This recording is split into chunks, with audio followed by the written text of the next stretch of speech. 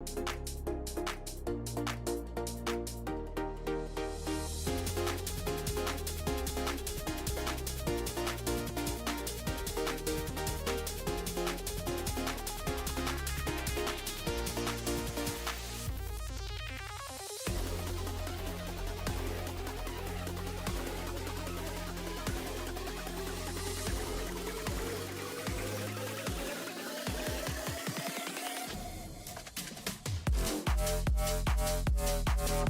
go.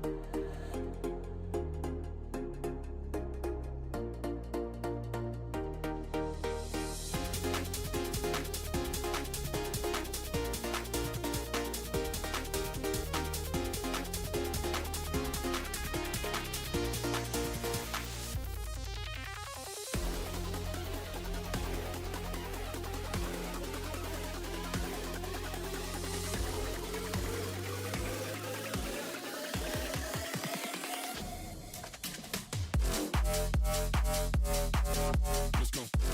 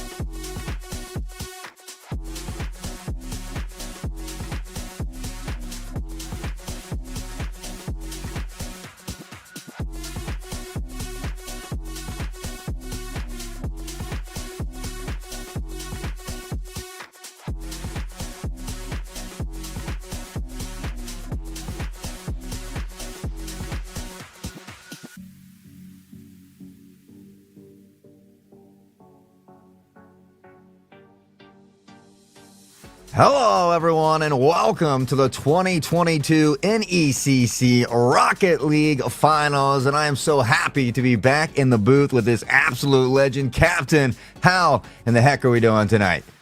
Oh, I am doing absolutely fantastic. One, because since you last saw me, I actually moved my entire studio to a different location. Jeez. So now I got a little bit more room to operate. Look at this. I'm all over the place. Oh, yeah. Having a good old grand time. And honestly, I cannot wait to get into these finals matches for the NECC, for some Rocket League. Been waiting all season for it. Absolutely. Is there room for bunk beds over there? I mean, so much room for activities. Let's get it going. No room for activities. Just casting some Rocket League. That's about all the room is what we got. Love it, love it. Well, we'll get that schedule up for everybody so we can take a quick look at what is in store for tonight. As you can see, 6 p.m. there. That's going to be us first. The CMU Eagles taking on the Cumberland Maroon squad. And that Captain and I will be doing together. I think you're on a little later tonight as well, Captain. Oh yeah, I'm coming back for the Captain After Dark. That's going to be towards that 9 p.m. slot later on. So this is not the last you'll see of me. I'll be back later. Well, we have the GFU Academy versus NMSU Black at 7 p.m. And then, of course, 8.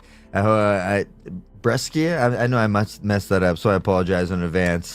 Taking on Defiance as well. So a lot of exciting matches tonight, but certainly this first one, Central Methodist Eagles, Cumberland Phoenix Maroon. Both these teams, I think, is the number 1 seed versus the number 3 seed, Captain.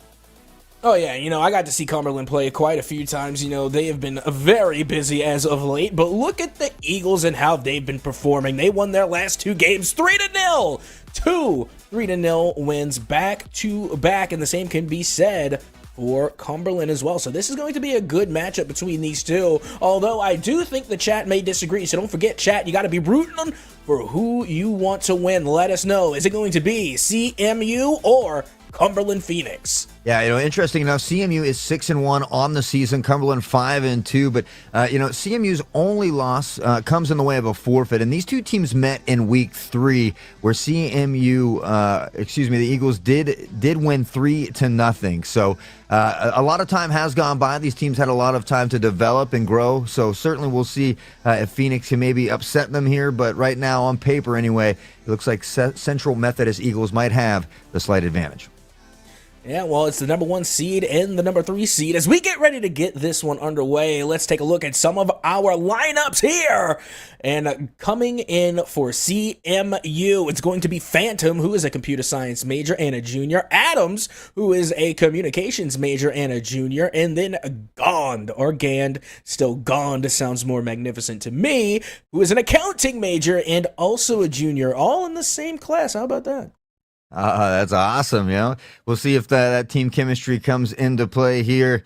We're going to check out the other squad, however, the Cumberland Phoenix Maroon squad here. We got Dominator 171, the business sophomore, the End of You, information technology, a young freshman there, and Certsy in the general studies, a young freshman as well. So a little bit of a younger squad here. We'll see if that comes into play. I know those young kids be whipping on me all the time, Captain. Oh, 100% facts. Now, I am familiar with this team. As I've said, I've got to see them perform quite a few times, and the player that I'm going to be looking out for is Dominator, not only as the sophomore, the more senior of the 2 other remaining players, but also with their ability to create opportunities. This is not going to be your lead striker, although they can actually take shots. They like to open up the opportunities, they like to get the passes, and they love to get those demos. So keep your eye out for Dominator when it comes to the Cumberland Phoenix.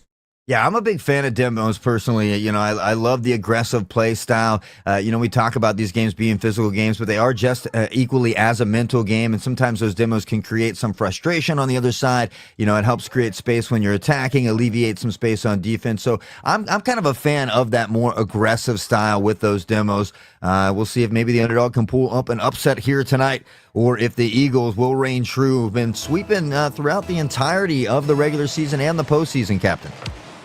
Well, only one way to find out, and that's to get game number 1 underway. And Adams going to be taking control here at the midfield. Gets a nice 50-50, putting it back down towards the Dominator, who's going to be taking control at the mid. And now this is a little bit of a mix-up. Last time I saw Dominator, they were, of course, in the Dominus. But you know what they say in Rocket League, all roads lead back to Octane.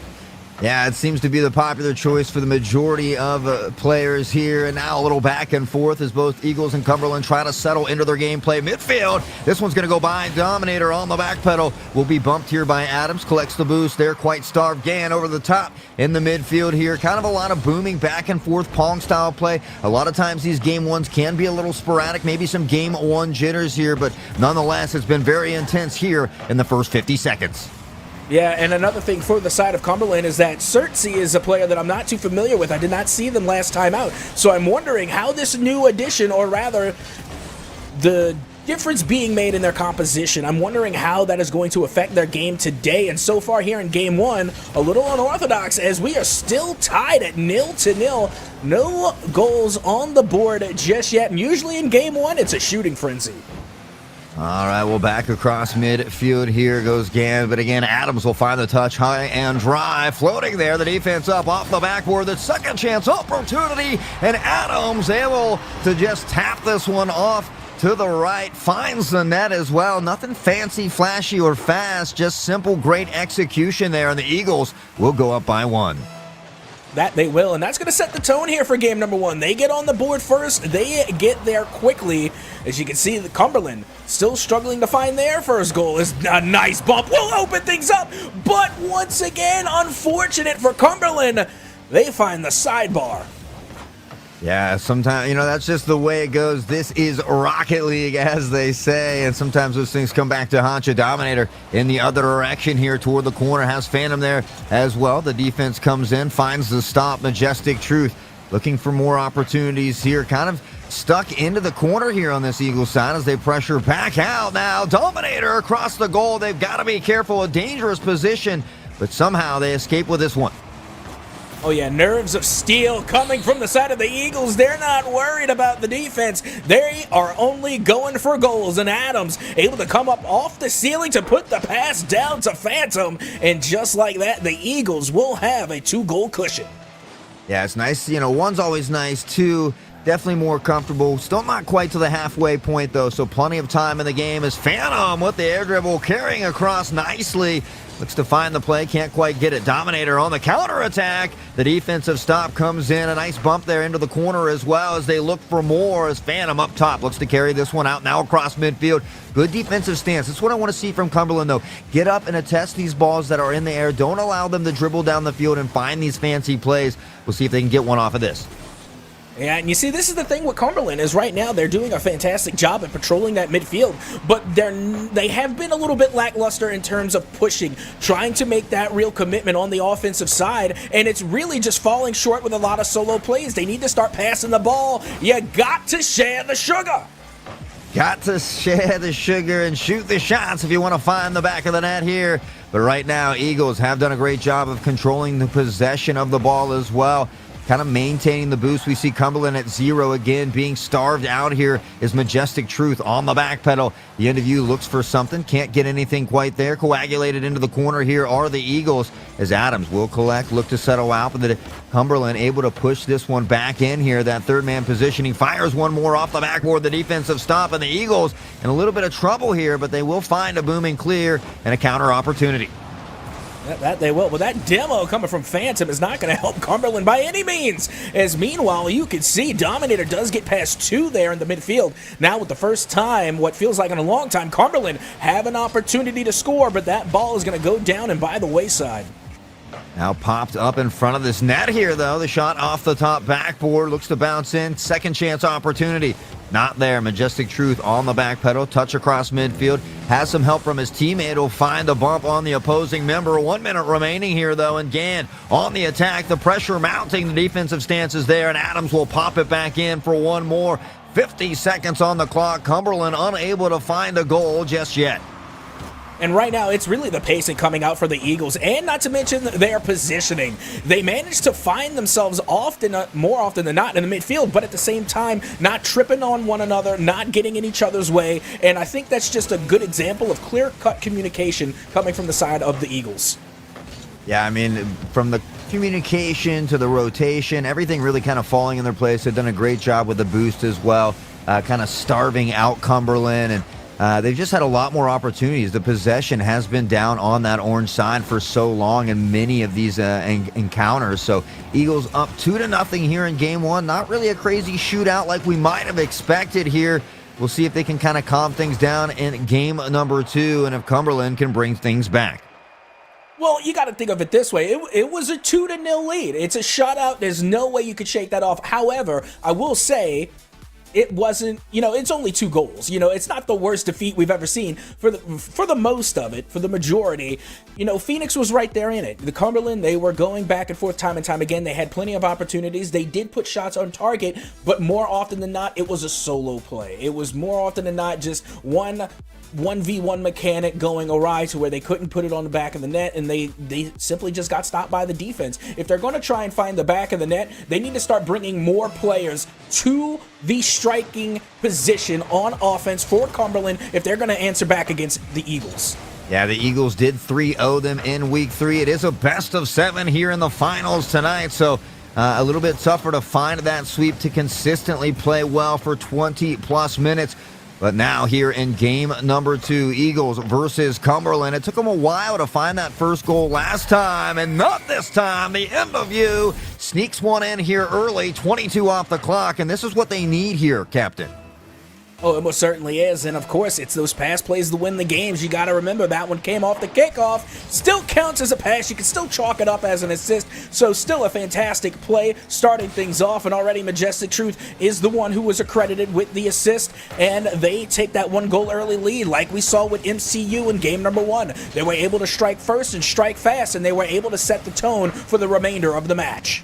Yeah, and it's interesting, too, because both of these teams have swept their way through the postseason as well, so not dropping a single game. Now meeting here head-to-head in the finals. The shot on goal, but the end of you is there. A beautiful defensive stop now carrying across midfield, looking for the counterattack, but the defensive stop is there. Now booming in the other direction again. Can't find the flick. His Dominator will find a nice touch. Nobody's back in time, but Adams will find the touch into the corner. Has help with the teammate. Eagles looking for one more, and what a pass play around the world. Beautiful execution from Eagles. They don't find a goal from it, but those are the plays that you just absolutely love to see, especially in a finals.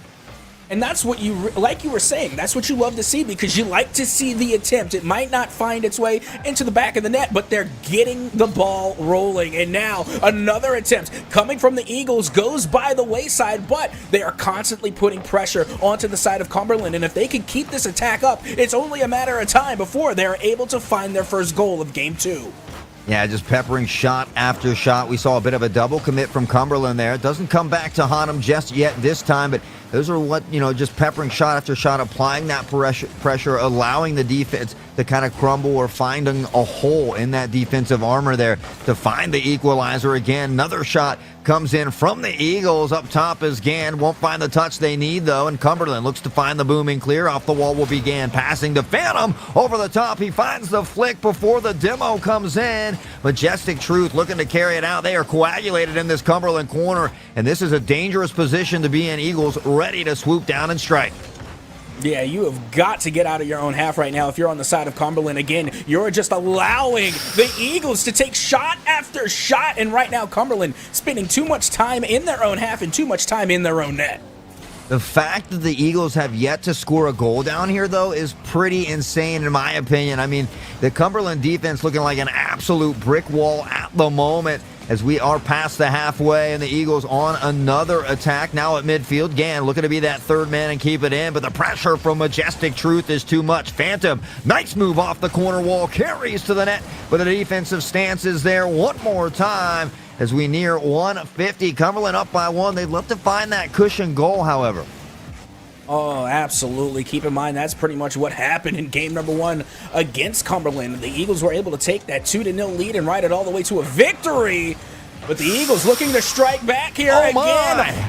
constantly putting shots on, and finally one will go in. Hot sauce. Things are getting spicy. From Adams to Phantom, back off Phantom again. The bump from Cumberland, the teammates kind of running into each other, opening up that goal a little bit, and the Eagles able to find the equalizer just under 100 seconds on the clock, all tied up at 1-1 here in game number 2. Back and forth, there's a big demo, trying to create some space once more, and now the pass downfield. Dan looking for the double tap, but a second chance opportunity from Phantom, and Eagles now starting to fire on all cylinders here in game number 2.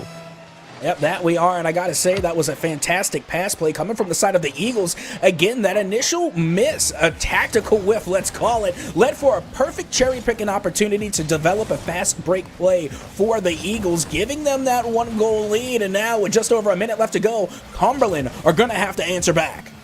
Yeah, and the Eagles just seem like the quicker team right now. You know, they're both going up. They're getting for these balls. You'll see in the replay here, though, Gann, just a little bit quicker. Able to touch the ball first, get over top. Phantom, knowing where his teammates are, a great second chance opportunity, following up, attacking the goal. And the Eagles now find that 2-point cushion. 1:06 on the clock. Can Cumberland mount the comeback? Well, only time will tell. Just 1 minute remaining. Phantom out towards the midfield. Does get the pass off. Not much doing there. Dominator is there to get in the way. Out and towards the corner. Majestic Truth now gets a full tank of boost to work with as that pass does get grounded out back to the midfield. Only to get 50-50'd right back down the Truth.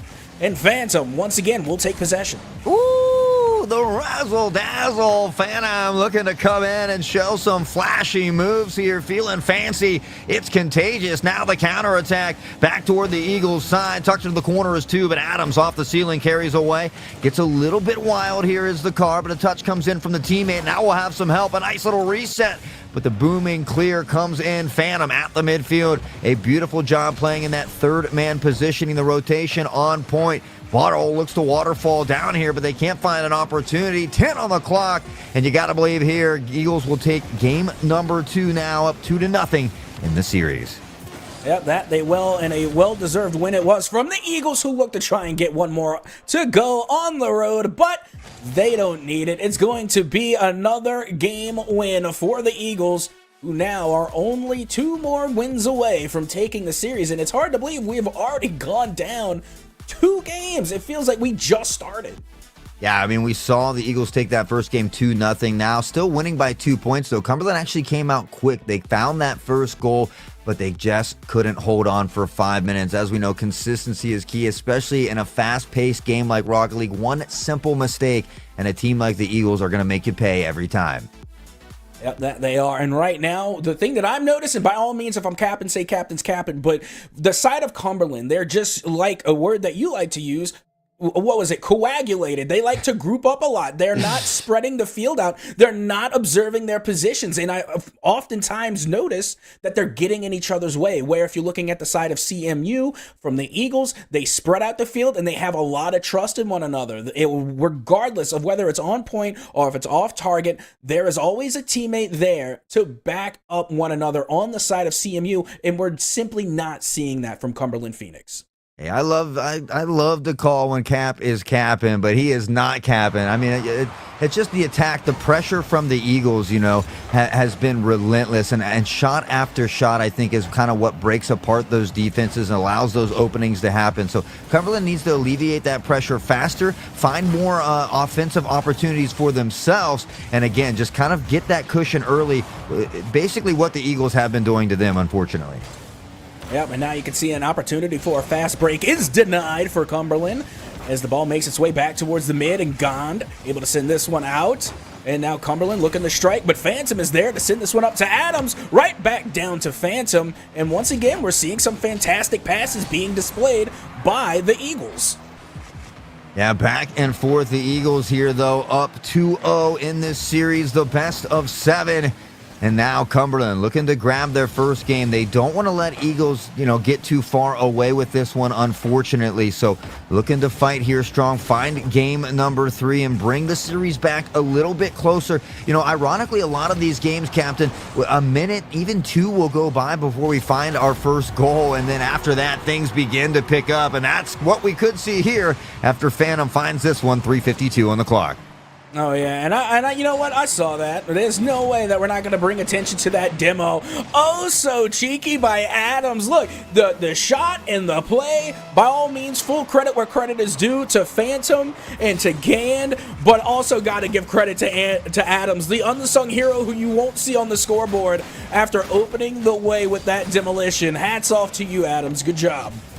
Yeah, as I mentioned, I'm a huge fan of the demos, but can we talk about the laser beam from downtown? The end of you, just a dirty shot, the ball off the ceiling. He fires it in 107, nearly 108 kilometers.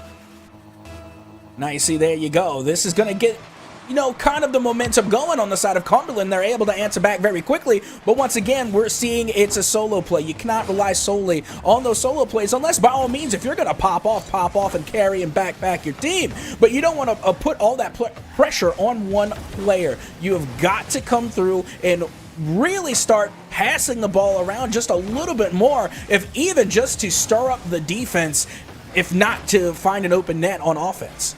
Yeah, you might have that star player who can break away, and that's usually maybe good for one game, but when you're in a best of 7, you need all 3 members to play well together, cohesively as a team if you want to clutch a big championship like this. And right now we're seeing a couple nice pass plays being strung together here from both sides. Phantom will look to stall and stop, finds the chip, does pop it up, but it's not enough. Now Adams on the back pedal, the defense already there from Gand, and a lot of back and forth here as we are tying up 1-1 in this game and just getting a little bit closer to that halfway point. Yep, that we are. And once again, you can see the battle for the midfield between both of these teams really escalate as we're seeing even more and more demos, more often than not, from the Eagles. And now they really are applying pressure, and what looked like a triple commit coming from Cumberland somehow is able to escape the danger there, but already Cumberland is back on defense. Yeah, just a lot of big booming back and forth plays here is now Majestic already on the other side of the field. Phantom looks to come up for the stop, doesn't quite win the 50, already back on the ball though. They are hungry for this championship, and it certainly shows out here on the field. Now carrying in the other direction is Adams, looking to power this one through. The interview on the back pedal, unfortunately now in front of the net, popped up. Here's Gand up top, will find the stop as it drops. Can he drop it like it's hot? Oh, the shot not quite there. Adams into the corner, still tied up 1-1 as we near that 100-second mark. And you can see Phantom once again trying to lead the way here, really being the spearhead for the Eagles again. They like to get the initiation and they like to start things off, and just as quickly they've dropped back in rotation to make their way back to defense, and that's where we're really seeing a lot of the big differences between Cumberland and the Eagles. The Eagles' transition game is on point. They're able to hold themselves on defense and then turn that into a fast break play like this to Phantom, but luckily Cumberland were able to transition quickly on that play as well.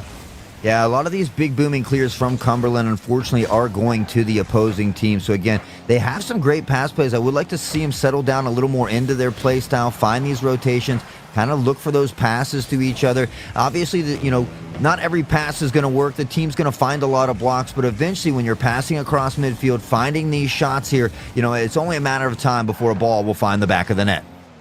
Oh, well, let's see if the Eagles can find the back of the net here as they are on offense, and Phantom able to get the dunk on 2, but not much doing there. Adams is going to get a tactical whip to send this one back down towards the mid. Adams in retreat, has a player there. Phantom able to clear this one out, and it will be the end of you to send this one back into the corner. Yeah, I mean, what's crazy too to me is I believe this Central Methodist Eagles team hasn't dropped a single game all season, right? They have that loss from a forfeit loss, but every single game that they have played has been a 3-0. So they are certainly wanting to keep that dream alive all the way through the grand finals, but Cumberland is fighting to put that notch on the board, all tied up at 1-1, 6 on the clock. And well, Captain, are we going to find our first overtime here in series number 1? It definitely looks that way, but hold the phone. Cumberland has a last-ditch effort that's going to go wide, right back down to the Eagles. As now the end of you is going to put an end to regulation, but no, this one's still alive. Majestic Truth is going to get this one up to their teammate, but it is denied. And hold on, it's still alive. This has got to be one of the longest post-regulations here. The clock has been at 0 for quite some time. The ball bouncing around the other direction. A near goal, and we find our first overtime of the night.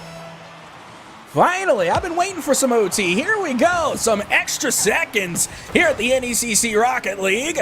And now, booming all the way to the other side of the field, Cumberland now has a real opportunity. Starting off strong here in overtime. As now the ball will go up just a little far there. Not much doing as Majestic Truth races to get back and does get the redirect, but here comes Phantom off the backboard. It drops low. The shot is on, and it will go in. Adams comes in clutch in OT for the Eagles. Man, it was hard to catch a breath or even take a blink from the eye in that last 60 seconds. Overtime included. What a phenomenal display by both of these teams, but the Eagles will take it now, one away for just sweeping their way through the entire regular and postseason. And you got to keep in mind, all the momentum and morale is currently on their side. Not only, like you said, have they gone undefeated for the entire season, for the entire length of a regulation, but now they're going undefeated in the grand finals. They are one game away from winning it all with a perfect streak. That's going to be absolutely insane. And right now, Cumberland have got to start communicating, and they have got to start spacing themselves out a little more, because once again, we're seeing those double and even sometimes triple commits. That is something that you cannot do against this Eagles offense. You just can't.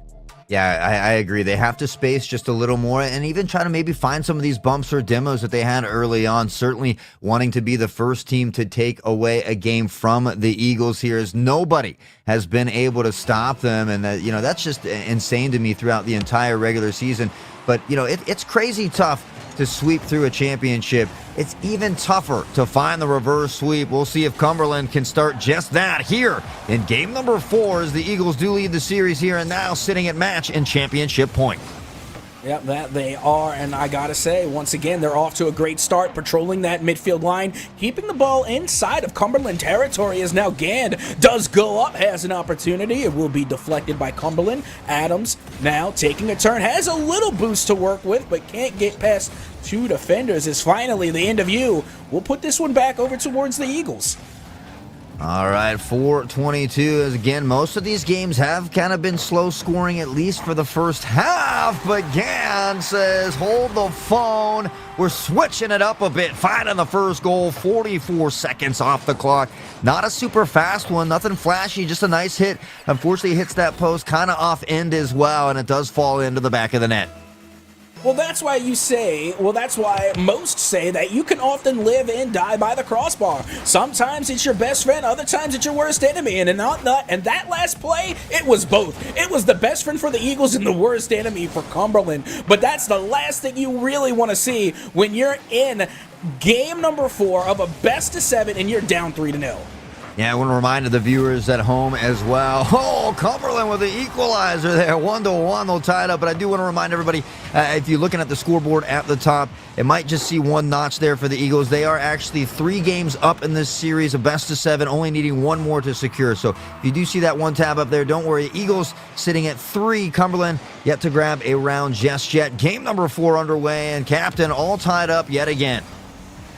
That we are, but are we going to ride it all the way to an overtime? That's the question. We've seen it once already there in game 3, but hold the phone. The Cumberland with the counterattack. It goes off the side. That could have been a huge opportunity, but once again, we're finding the cross and sidebars.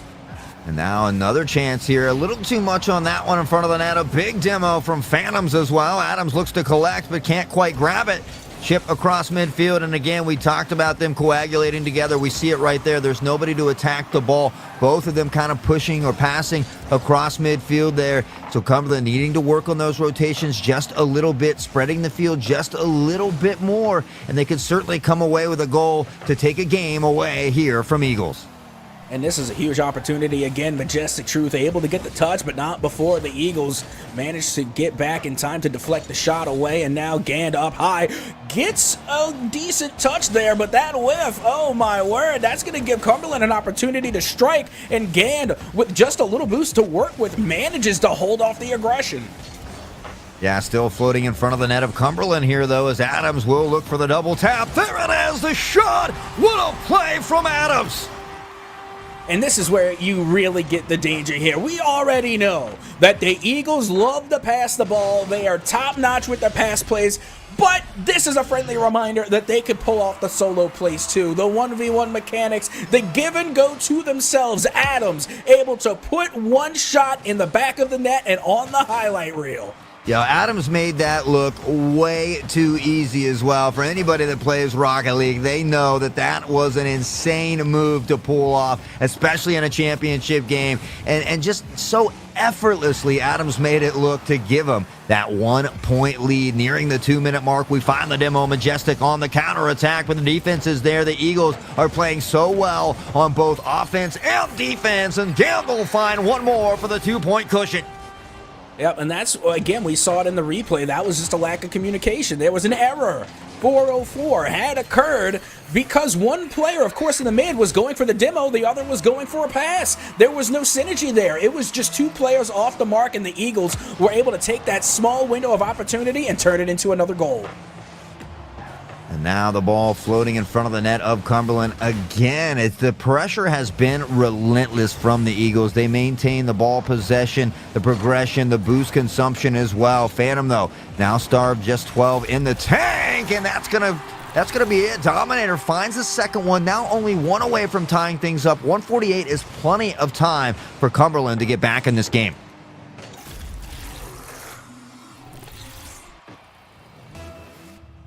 I'm sorry, we saw it a little bit earlier in games number 1 and 2, but that is the type of aggression that we need to see from Cumberland. We have got to see them be aggressive and put shots on target, even if they can't find the back of the net right away. If you can get the quantity on there, if you can keep putting shots on target, eventually one will go in, and now Cumberland only needs one more to equalize against the Eagles here in game 4.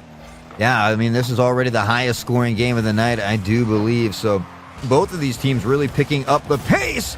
But Phantom will thread the needle.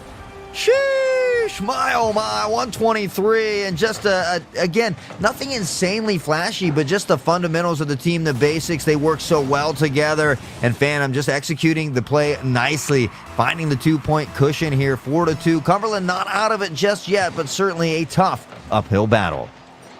Well, still got plenty of time to get it done. I mean, just around 1:15 left to go, and a 2-goal deficit is not insurmountable. They can definitely make this comeback happen, and they're off to a decent start. As you can see, it will be a nice touch out coming from Dominator, but the end of view, unfortunately, was not in the right place nor at the right time. And now it's just going to be a quick cleanup coming from the side of the Eagles, who once again are going to continue to hold the line in front of their net. Oh, but the end of view able to sneak one in. What a nice angle. The defender was there on the front post, but the ball came in too quick. You'll see it here one more time, and maybe that defender just a little too far on that front post there. Cumberland now only one away from tying it up. 52 on the clock again. Plenty of time for Cumberland to bring this one back. We very well could have our second overtime of the night. That we could, and that was an insane shot. The angle on that was so close, and now Gand able to find the angle of their own here, coming off of the pinch all the way across, and Gand there to line that shot up and put it right next to the sidebar. And once again, the Eagles will take that 2-goal lead. Yeah, I mean, that's just a good cushion to have, especially with only 40 on the clock. It really applies pressure to this Cumberland team. We're going to see him want to cheat out a little more to find these goals, but Gand, oh man, just an insane turn up right here from Gand. 2 quick goals right at the end of the game, and, well, basically, in my mind, the nail in the coffin. It does seem that way, and, you know, I would hate to be the one to call it early, but I have to agree with you. And, again, nothing real spectacular with that shot. Nice little jump shot from the midfield line, you know. It was decent, you know, and a good angle, to say the least. They were able to get the upper 90, and with that being said, that should just about do it, as Cumberland does have an opportunity to give up one more fighting chance. Yeah, maybe a consolation prize, a consolation goal, if you will. But with only 15 on the clock, 3 goals, just going to be a lot for them, especially against this Eagles team. So, again, the Eagles only 1 loss on the regular season. It came in a way of a forfeit because they were unable to play. Other than that, they haven't dropped a single match. They have swept the entire way through the regular season and the entire way through the postseason to become the champions here. Central Methodist Eagles, congratulations on a phenomenal season, both regular and postseason run. Hats off to them.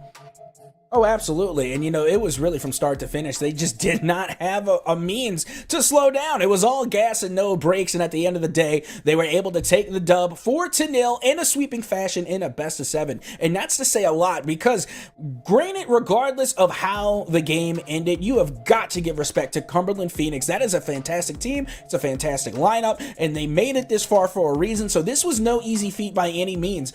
They still put up one heck of a fight, even if the scoreline doesn't necessarily say so. It still was a great performance from Cumberland for the entire season.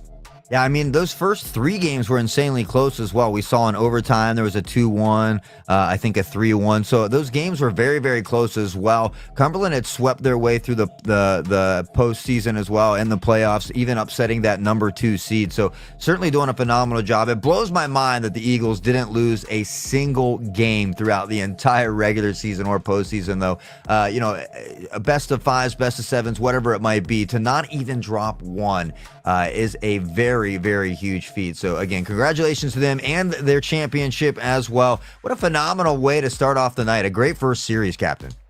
Oh, absolutely. But don't you folks at home worry. You already know there is more to come here at the NECC. More finals and championships to go round.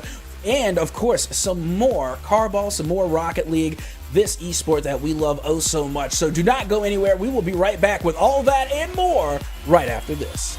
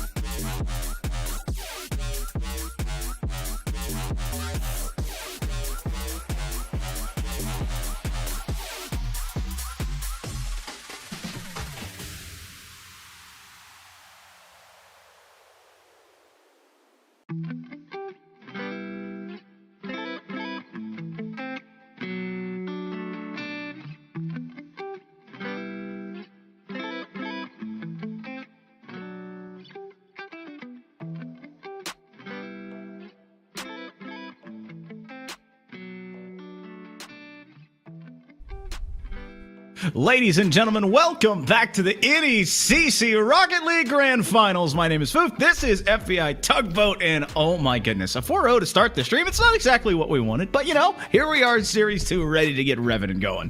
Exactly. Several more best of sevens coming at you, folks, and I think it's fair to say we have a goated lineup of Rocket League here for you, you on the day. Let's take a look at the day's schedule here and what exactly Rocket League-wise is going to be coming at you. Like Foof said, got the 4-0 there for the CMU Eagles earlier, flying high over the Phoenixes. We got GFU Academy, number 1 seed within that Navigators Pacific Division, taking on New Mexico State University, the number 3 seed, again within that Navigators Pacific Division. Then you have another follow-up of a 1v2. Defiance, Yellow Jackets in that 2 seed. And then Bresca, the Bearcats, number 1. That is going to be an interesting one that we will get to cover later on. And then rolling through to see the very last. Do we get to roll up? Does it roll up for me or no? No?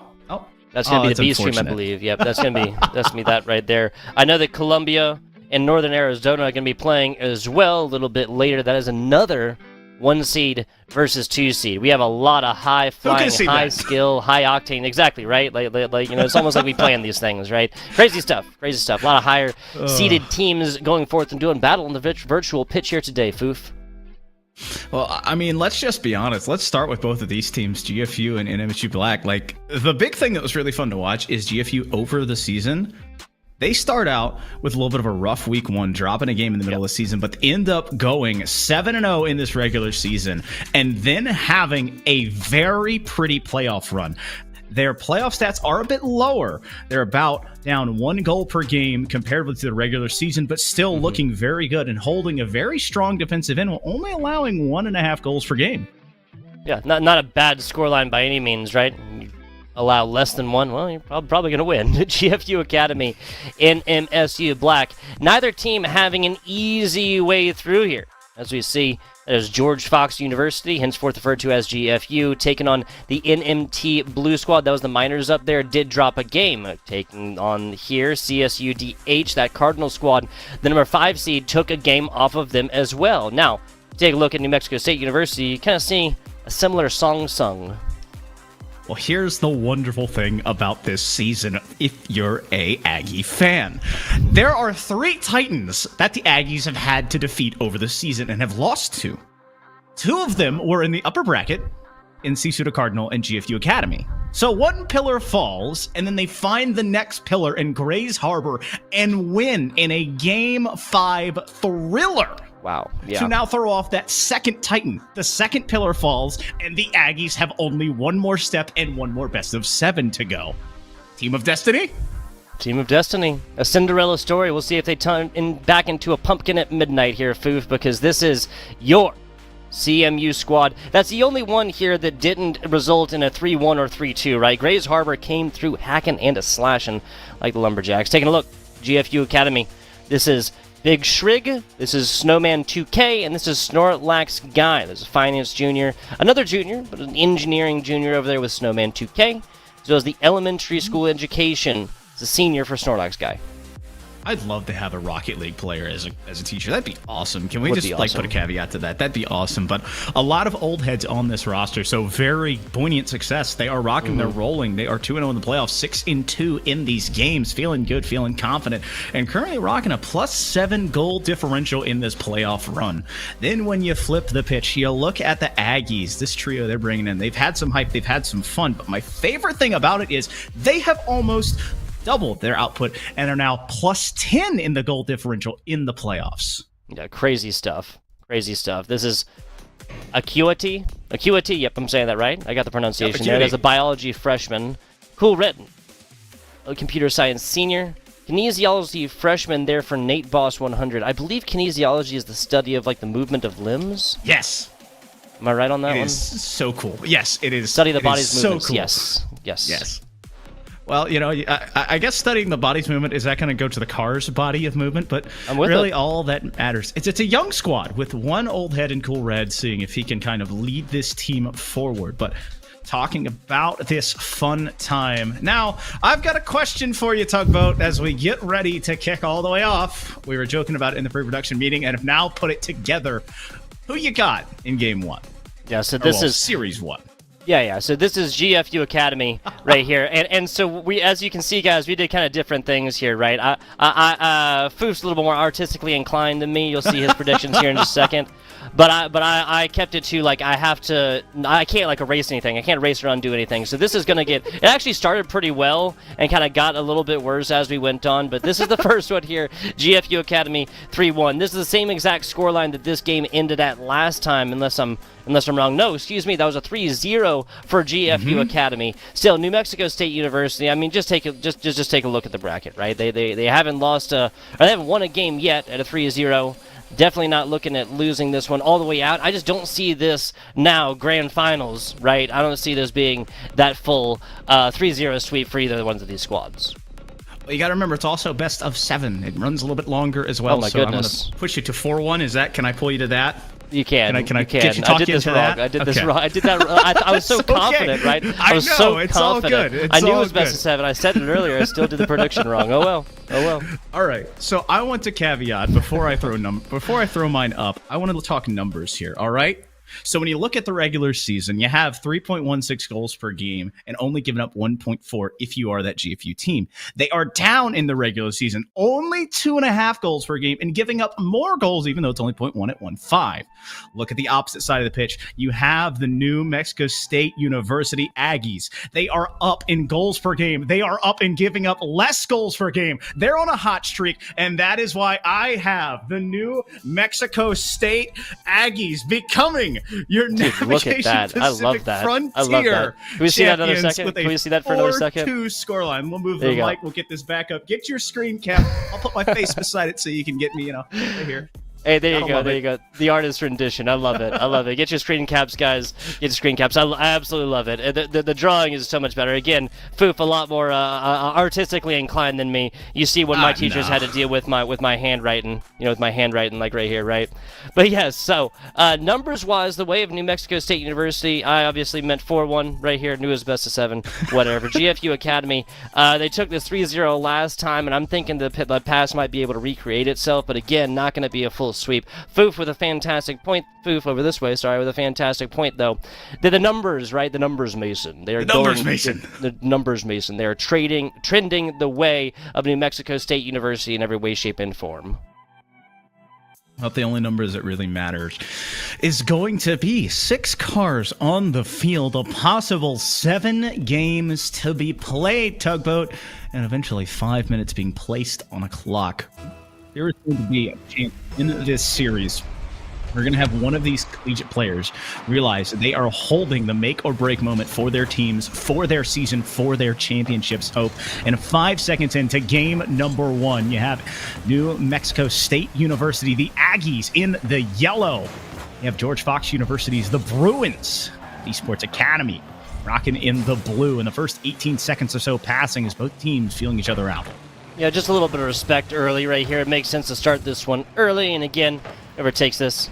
Actually, you know what? I'll say that backwards. If I'm playing this game, I want to start hard and heavy because we're looking at a best of 7 series, right? You drop game number 1, should not matter in the very end, unless of course you get swept. Swept. Swept is, I think it's it's the English term, but English is 3 languages wearing a hat, so I won't really put it against you. Oh my goodness, I love the bump here, but the spawn, keeping it locked up. Snowman into the corner, but no teammate is there. The first minute passes by. Both teams have had a couple of opportunities, but nothing too threatening right now. The ball resting on George Fox's University's side, and it's immediately cleared back. Snowman on it here, but not a lot of boost to follow up. He's been so much chasing that ball down. It's now up to this team, really relying on 2 players, but still 4 boosts in the tank, and so not a lot of resources left. Man. That's the touch from Snorlax. I thought that was high. Yeah, I thought that was going to be touched by top bar and sent out. I love where this teammate was down below trying to pay attention to these others. That was big Shrig right there. But first score goes the way of GFU Academy. 1 minute and 18 seconds into this one off of kickoff. That's going to be a big win off of Cool Red. And Big Shrig almost sending this the wrong way. Oh, an immediate touch here for the Aggies. They have to try and find an answer, but GFU feeling confident after the soft floater to put them up by 1. 90 seconds off the board here. Shrig in control, putting another touch on, but now not a lot of boost again in that Octane. Is there perhaps been a change in the boost burn per hour? Is that Octane continuing to feel a little bit low at midfield? Change in the wind, says you. I don't remember what the next line is from the Pirates of the Caribbean. You know what I'm saying? I can't remember what it was. I That know was from exactly the trailer what too. you're saying. Shots over to the outside. This is dangerous here for GFU Academy. They've actually spent, I think they've spent a little bit more time on defense than they've previously assumed. And oh my goodness, that's as open net as you get. That's a Costco sample for you. Oh my goodness, you nasty, nasty man. Nate with the boss. 100 over none. That's not a 50 at all. Finnick versus Finnick. Answer from the Aggies. Crazy stuff. Yeah, that was about as good as a cutover as you're going to get. I think we might have flashiest goal on stream. Kind of contention right there for that MSU Black shot. That was Nate Boss 100. Back to a tied score right here. 1-1, 10-10, 0-0. Doesn't matter. We are tied up right now, Foof. Ooh, I love the pass from Cool Red, but the only recipient was a defender from George Fox University. You know, I really love the whole lengthy name of George Fox University Esports Academy. Oh, yes. Like, that's cool. That's just cool. Like it. They're in Oregon. I think we said near Portland. We were looking at that earlier. So, New Mexico State, a little bit farther south. Oregon, a little bit farther north.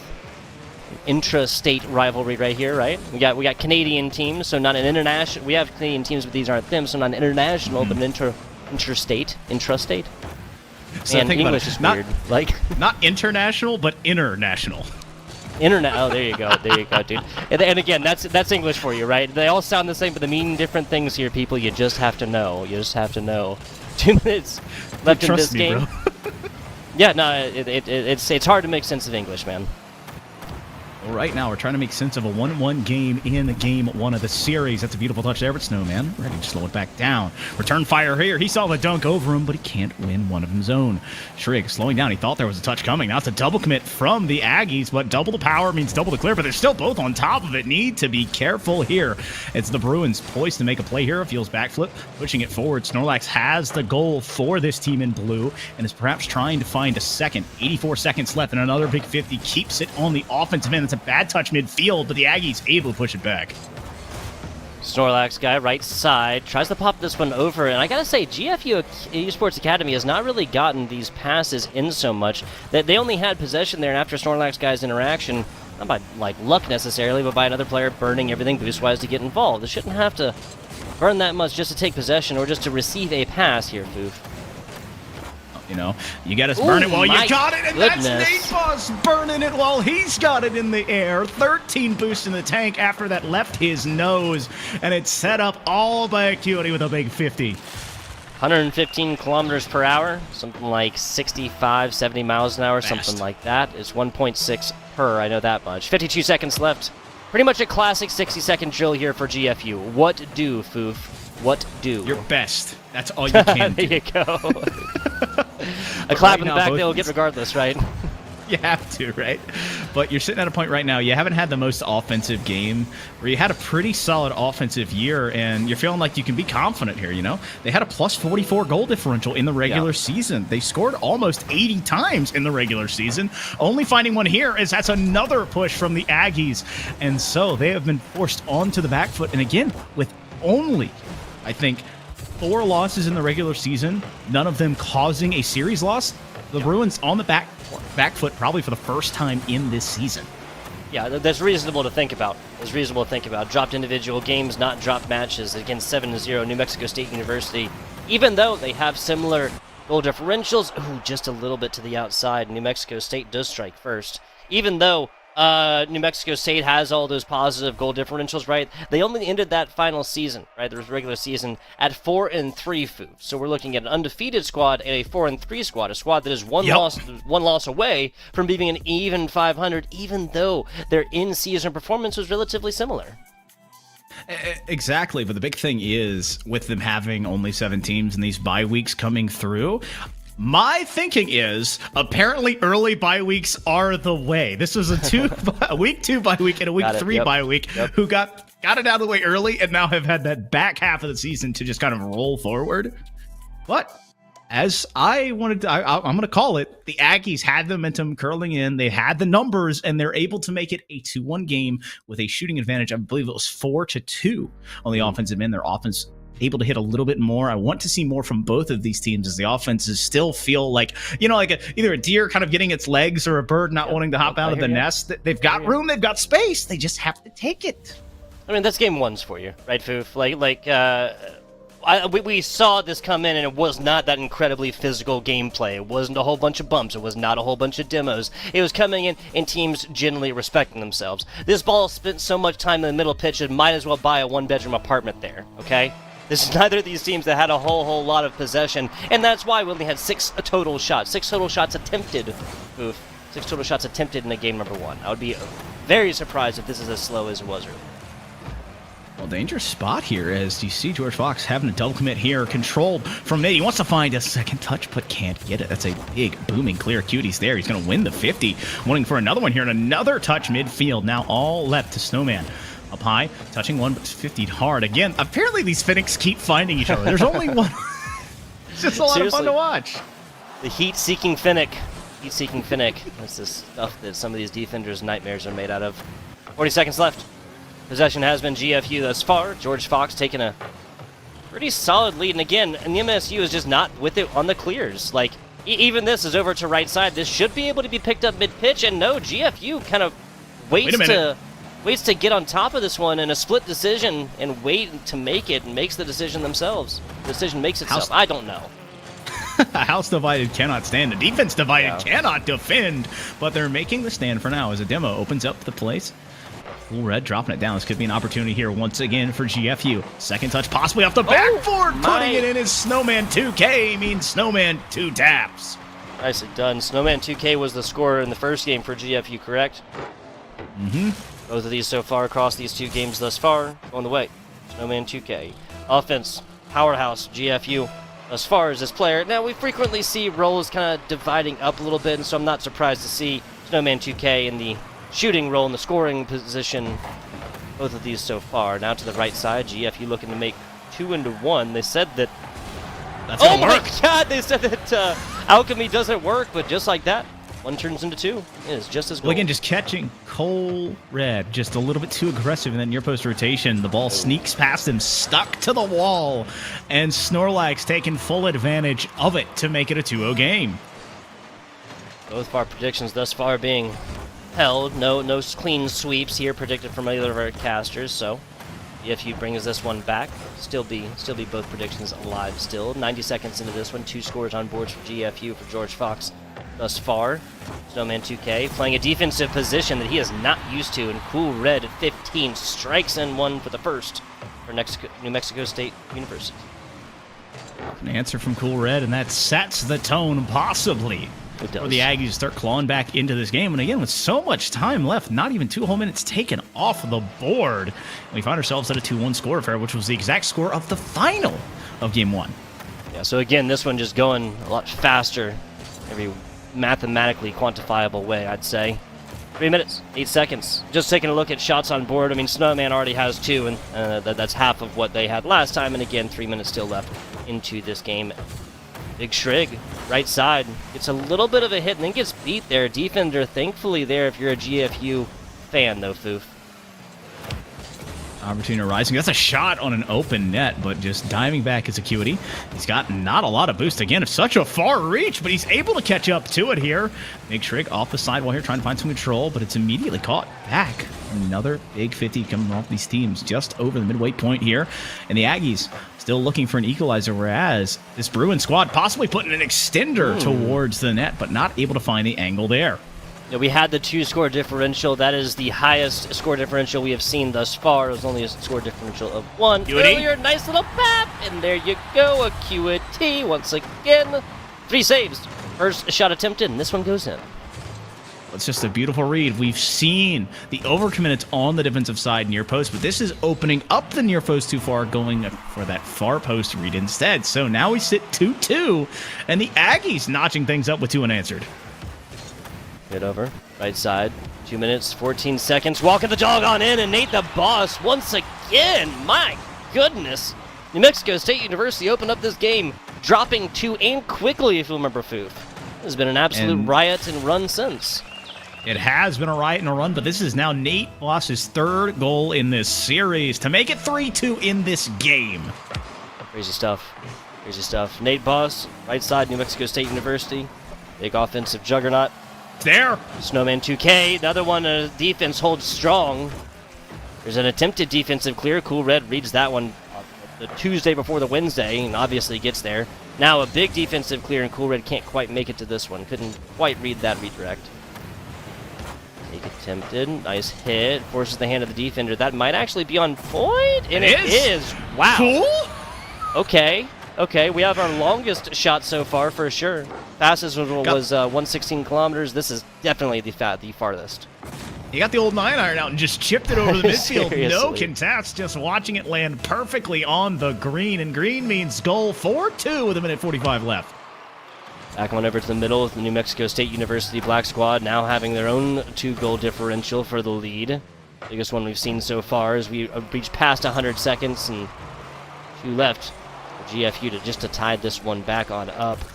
Middle pitch right now. Members beating feet to get there. Shrigg not willing to give this one up quite yet. That is too high, and defender plays it, Foof.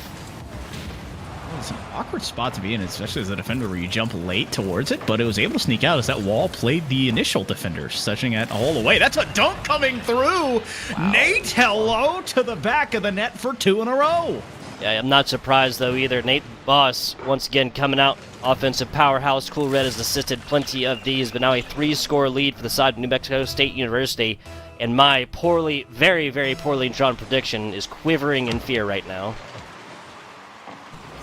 Opportunity arising right now if you are this Aggie squad to put themselves firmly in front of GFU. And if you look at the Bruins, they've kind of poised back. Initially punching first, finding Pater, first blood, and a follow-up. But after then, it's been stone cold in the forge.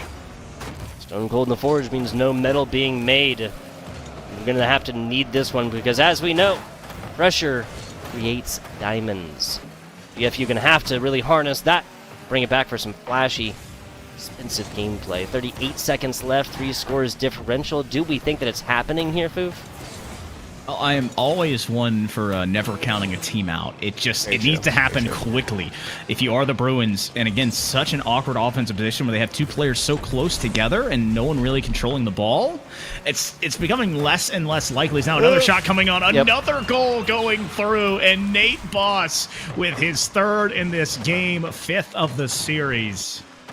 Are you willing to do it now? Yes. Okay, fair. I'll say it's a bit insurmountable now. Bit insurmountable. A Herculean task. 4 scores, 18 seconds. It is physically possible.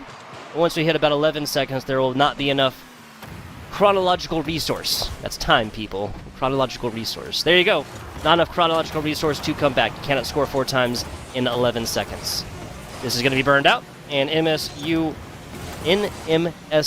my goodness, I'm just going to call it next to New Mexico from here on because I keep messing it up. New Mexico has put a significant foot forward and then another step ahead of that one. 6-2 here, as we're looking at a total of 3 scores, right? A lot of numbers, like Foof, like that. There's such like accurate numbers, and they provide like a picture right here. I think the total scores can really provide a picture on how the pace of this game has changed thus far.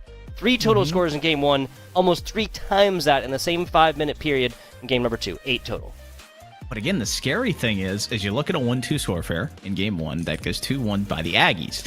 You're like, okay, great job. If you're GFU, you've doubled your score total in the next game. But, oh my goodness, the Aggies have found their mark. They're looking for passes. They're finding very aggressive counterattacks when GFU either double commits or, as we called it in Game 1, and we saw it creeping into Game 2, is if they overcommit and overchase on those big clears and use a lot of boost, they're stuck forward with no resources. Yeah, I don't want to sound like negative here because GFU knows what to do. Obviously, they did not get here by mistake. All they need to do is just what they're doing a little bit better. Like better defensive clears, better communication, better coordination between, better pickup and delivery of passes, right? Like all of these things just 10% better, and this is an even series. Well, it all will start on the drop of a kickoff. I mean, it's going to be trying to see who can set a tone, especially in Game 3. You're in the meat and potatoes of a series now, and especially when it's 2-0, you're looking at a team that's trying to force themselves at possibly putting at game point versus a team that's now on the back foot, and they are reeling, starting to wobble and trying not to taste the canvas. It's a bad taste in the mouth, trust me. You get a front row seat to it as well. We're going to go to a very, very short break. These teams are taking the time. Now, what I wouldn't give, right, to be a fly on the wall of either of these esports teams, like labs or wherever it is that they're practicing, within the Discord call with them, right? Because this is the most important time of our matches, right? Like where they want to come forth, figure out what they want to do again, what they want to not allow their opponents to do, and then come back at this possibly. Back with you guys in just a couple of minutes.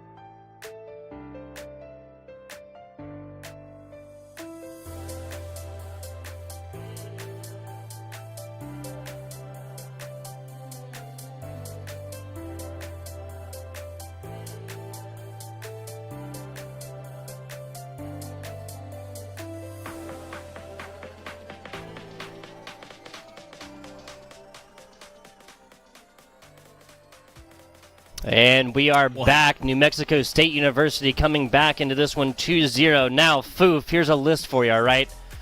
This is a list of the world's most endangered species. The Javon rhinos, the Amur leopards, and the FBI tugboat predictions. We are on backwatch for the FBI tugboat prediction right now. But, we could see some things change. I mean, timeouts are huge. People don't realize Rocket League is a resource managing game. It is all about strategy. It's all about understanding when to burn and when to use and when to hold. And a wise man once said, you got to know when to hold them and you got to know when to fold them. But he wasn't talking about boost and he wasn't talking about time. So I've had this prank that I've wanted to do for a long time, Foof. And this is G-rated, I believe. But I live in Las Vegas. I play a decent amount of poker. I want to take a big Bluetooth speaker and play that song in the poker room. Obviously everybody's heard 1,000 times. Oh my goodness! Quickest goal on board in MSU State University said they like timeouts. Well, they like timeouts. They like kickoff goals better, as that's the way to start for New Mexico State University. 3 seconds in, 2 games up, and a goal up in game number 3. Yeah, very early goal up right here. Love to see it. 2 seconds left, and they're not going to... Yeah, I mean, it makes sense to win one kickoff really early, win the second one that early, and then scoring. A little bit tough ask. Opportunity arising again. Though a bicycle touch here. Feeling confident, feeling good, and feeling loose, especially on this Aggies defensive side. Usually you don't see defenders going for things like that, but having fun, focused, but loose at the same time. That's a dangerous spot to be in if you're playing against a team like that, especially when they're up 2-0 in a series. Yeah, especially once they've been forced to play so much defense the second half, really, of the second game, and then now so much as well. GFU, for the first time, really in the defensive stance, as Acuity kind of flirts with the raw wall and ends up just ramming the head against it. You can guess how productive that one was. 60 seconds here as GFU still on the defensive stance, so there's not been any like cool, big defensive clears. This is decently centered, but reading this one out, and perhaps GFU is just kind of responding to the direct threats and just kind of allowing this ball to kind of ping-pong around until them. Think about it. It's that way you've said it. They are responding. They are reacting, not trying to predict or make things happen. They're sitting back and letting it come to them, and that is not how you can obviously play against this Aggie team. I mean, they got 2 goals early in the last game, but then let 6 in a row fall by. This is 7 in a row, and they have to find an answer, and I think they have to do it soon. Yeah, they really do. I mean, 3.5 minutes might seem like a really long time. 1 score difference is as low score lead as we get in Rocket League. Oh, what a touch! But still, that, and again, okay, I am bamboozled. I am dumbfounded. I have a mental kerfuffle here. Okay, a kerfuffle, right. I tell you, a kerfuffle. Right. There are these goals that like should not happen. Like they should not exist in this world. Maybe like a different universe, you know, if there's like different planes and whatnot. Like maybe, right? And then there's like open net type situations, kind of like that right there. And again, that are not being taken advantage of. What is going on? Right now, you have a play coming through. There it's we the go. Fake in front of the flash. Snowman 2K taking full advantage of it. And once again, you have Snorlax to Snowman, the connection that seems to be keeping this team alive. Okay, this is memeing a little bit, but do you know the whole monkey typewriter thing? There you go. Like eventually, all of the works is Shakespeare, right? No, memeing hard, but like both of these teams really. And so I'm not like necessarily. Alright, you know what? I am memeing. Never mind. What just happened? I mean, the Aggies say we take those. Acuity wins up 50. And the ball goes in. Wow. Okay. NMSU, they might have a lead. They may not really earn it. They may not really have earned it, but they have a lead nonetheless. This should be a tie game right now. My oh my, looking like my silver. Well, there it is. Alright, dude. Alright. Regain tugboat. Okay, no, that's like a little bit harder. Okay, so Acuity actually kind of like bumps. Yeah, I need a full mental regain, dude. I'm shocked. Acuity kind of like flies over just like a little bit too much. That's a much more reasonable mistake. Sorry.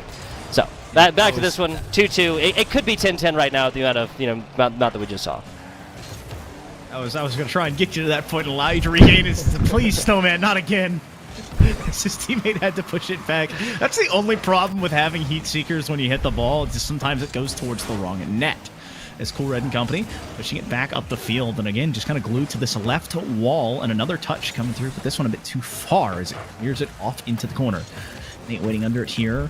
Snorlax has control, wants to find a teammate, but they're both behind him, and so it's a little bit of an awkward push. Snowman, midfield, has a teammate climbing the ladder here, but a bit late to find that touch. Just under 2 minutes left to be played, and GFU on the offensive foot right now, feeling good, feeling confident as they've notched it up at 2 apiece. Back on over to the left side in MSU Black, trying to get in the offensive stance, but again, this has just been so much GFU offense right here.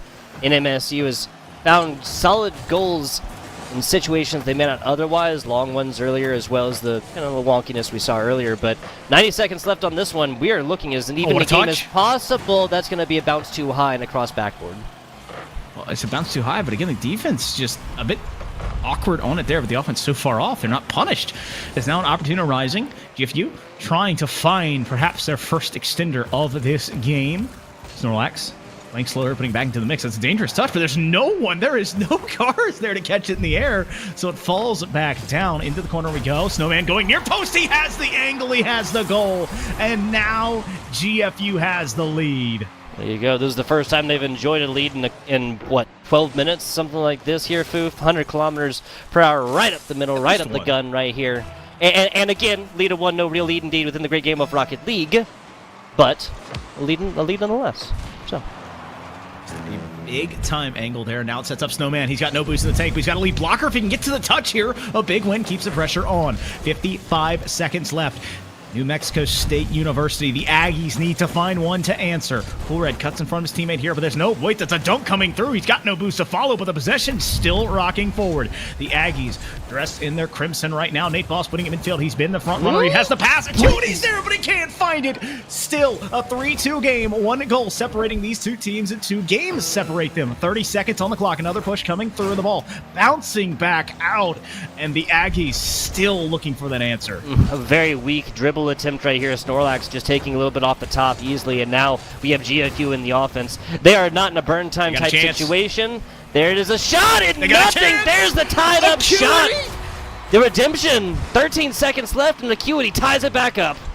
Acuity misses on the first one, but he won't miss on the second. The gift that keeps on giving. A 3-3 affair. The dish from Cool Red means it's tied up with 13 left. It was intentional, right? Acuity knew that if he scored at 33 seconds left, and that would be lots of time for GFU to come back. Big brain play from Acuity. Big brain play. The drama all the way there towards the end. Somebody get this guy a stage. Big? No! No, it's... What?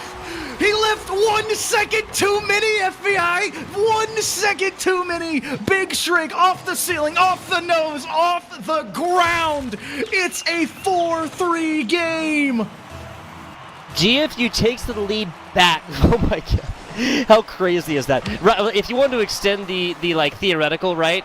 Then that is literally Acuity. If they scored at 30 seconds, maybe this one would happen with about 13 seconds left, right? Holy moly, I am literally in awe. I've seen 1 second goals before. Obviously, I've seen buzzer beaters. I've seen overtime type situations. I've seen 14-minute overtime type situations. Right, I have never seen something like that before. Yeah, take the jacket off, dude. Yeah, I feel you, dude. I feel you. I can't gotta turn a fan on. I gotta open a window or something like this, dude. That is insane. That was one of the craziest 5-minute games of Rocket League I've seen in a very long time. There's 7 total scores, right? There's 4 of these that are truly earned, right? And then the last one that is arguably the flashiest and most beautiful of all, right? Insane. I literally watched you curse a team in real time. I was like, I guess so. It's calm that they put too little time. And I was just going, oh no, they gave him the ball with no timeouts left. Right. And we watched him go from side to side, from north to south, from ground to ceiling into the net. He made contact with every piece. Every 2 walls, a ceiling, and a floor. You tell me, how are you supposed to get better on a single offensive push by yourself? If you want something done, Foof, you got to do it yourself. Fantastic stuff from GFU Academy. I gotta say, New Mexico State University comes back at this. They come back and they go up 3-0 here. I'm literally not sure if you're putting up 4 in a row if you're GFU. If you're either of these teams, I should say. GFU Academy just purchases themselves a new lease on life in their tournament lives in every way, shape, and form. Well, feeling good right now as they have answered a call. Finding a late, albeit, but a strike nonetheless. Now another, perhaps, arising. CFU has a big touch. That's a beautiful pass to midfield, but they can't find it. Cool Red sitting at midfield. Not a lot of boost here. And again, Octane's low on boost and low on possession as that ball's bouncing around. Another shot coming through, but the defender waiting in the net, kind of poised like a cobra to strike. Nate Boss and company losing possession here at midfield. It's the first 40 seconds, Crestus. Right side. Back to middle pitch right here. Cool Red just gets gifted this one. Might as well unwrapped it under a tree on Christmas Day. A-Boss, once again, comes up. Might have lose the 50, but it's still on their side until that is given up from GFU. So a couple kind of misplays right there, and teammates who definitely could have came in, their teammate a little bit of assistance. And I just realized my VMix call was muted this whole time.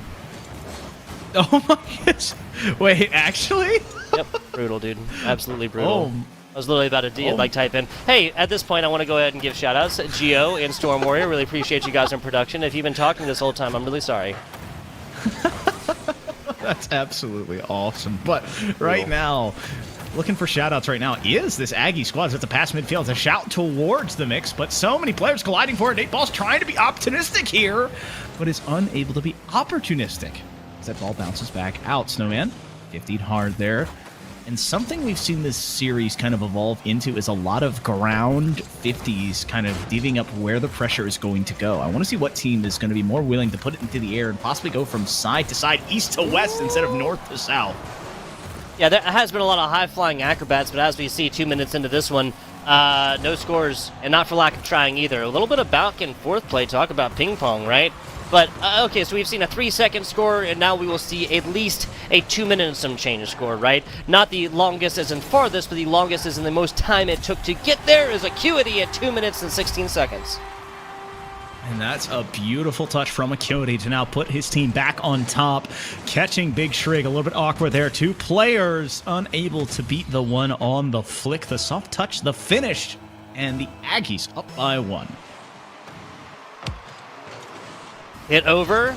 Player have to beat feet and barely gets there as Cool Red, but what is GFU doing? Oh my goodness. What is GFU doing? You can't assume that that's going in off kickoff. You know at least one player is back. There should have been 1, if not 2 players there on the backside, right? There's only 1 ball. They can't score on you when their ball is almost in their own goal.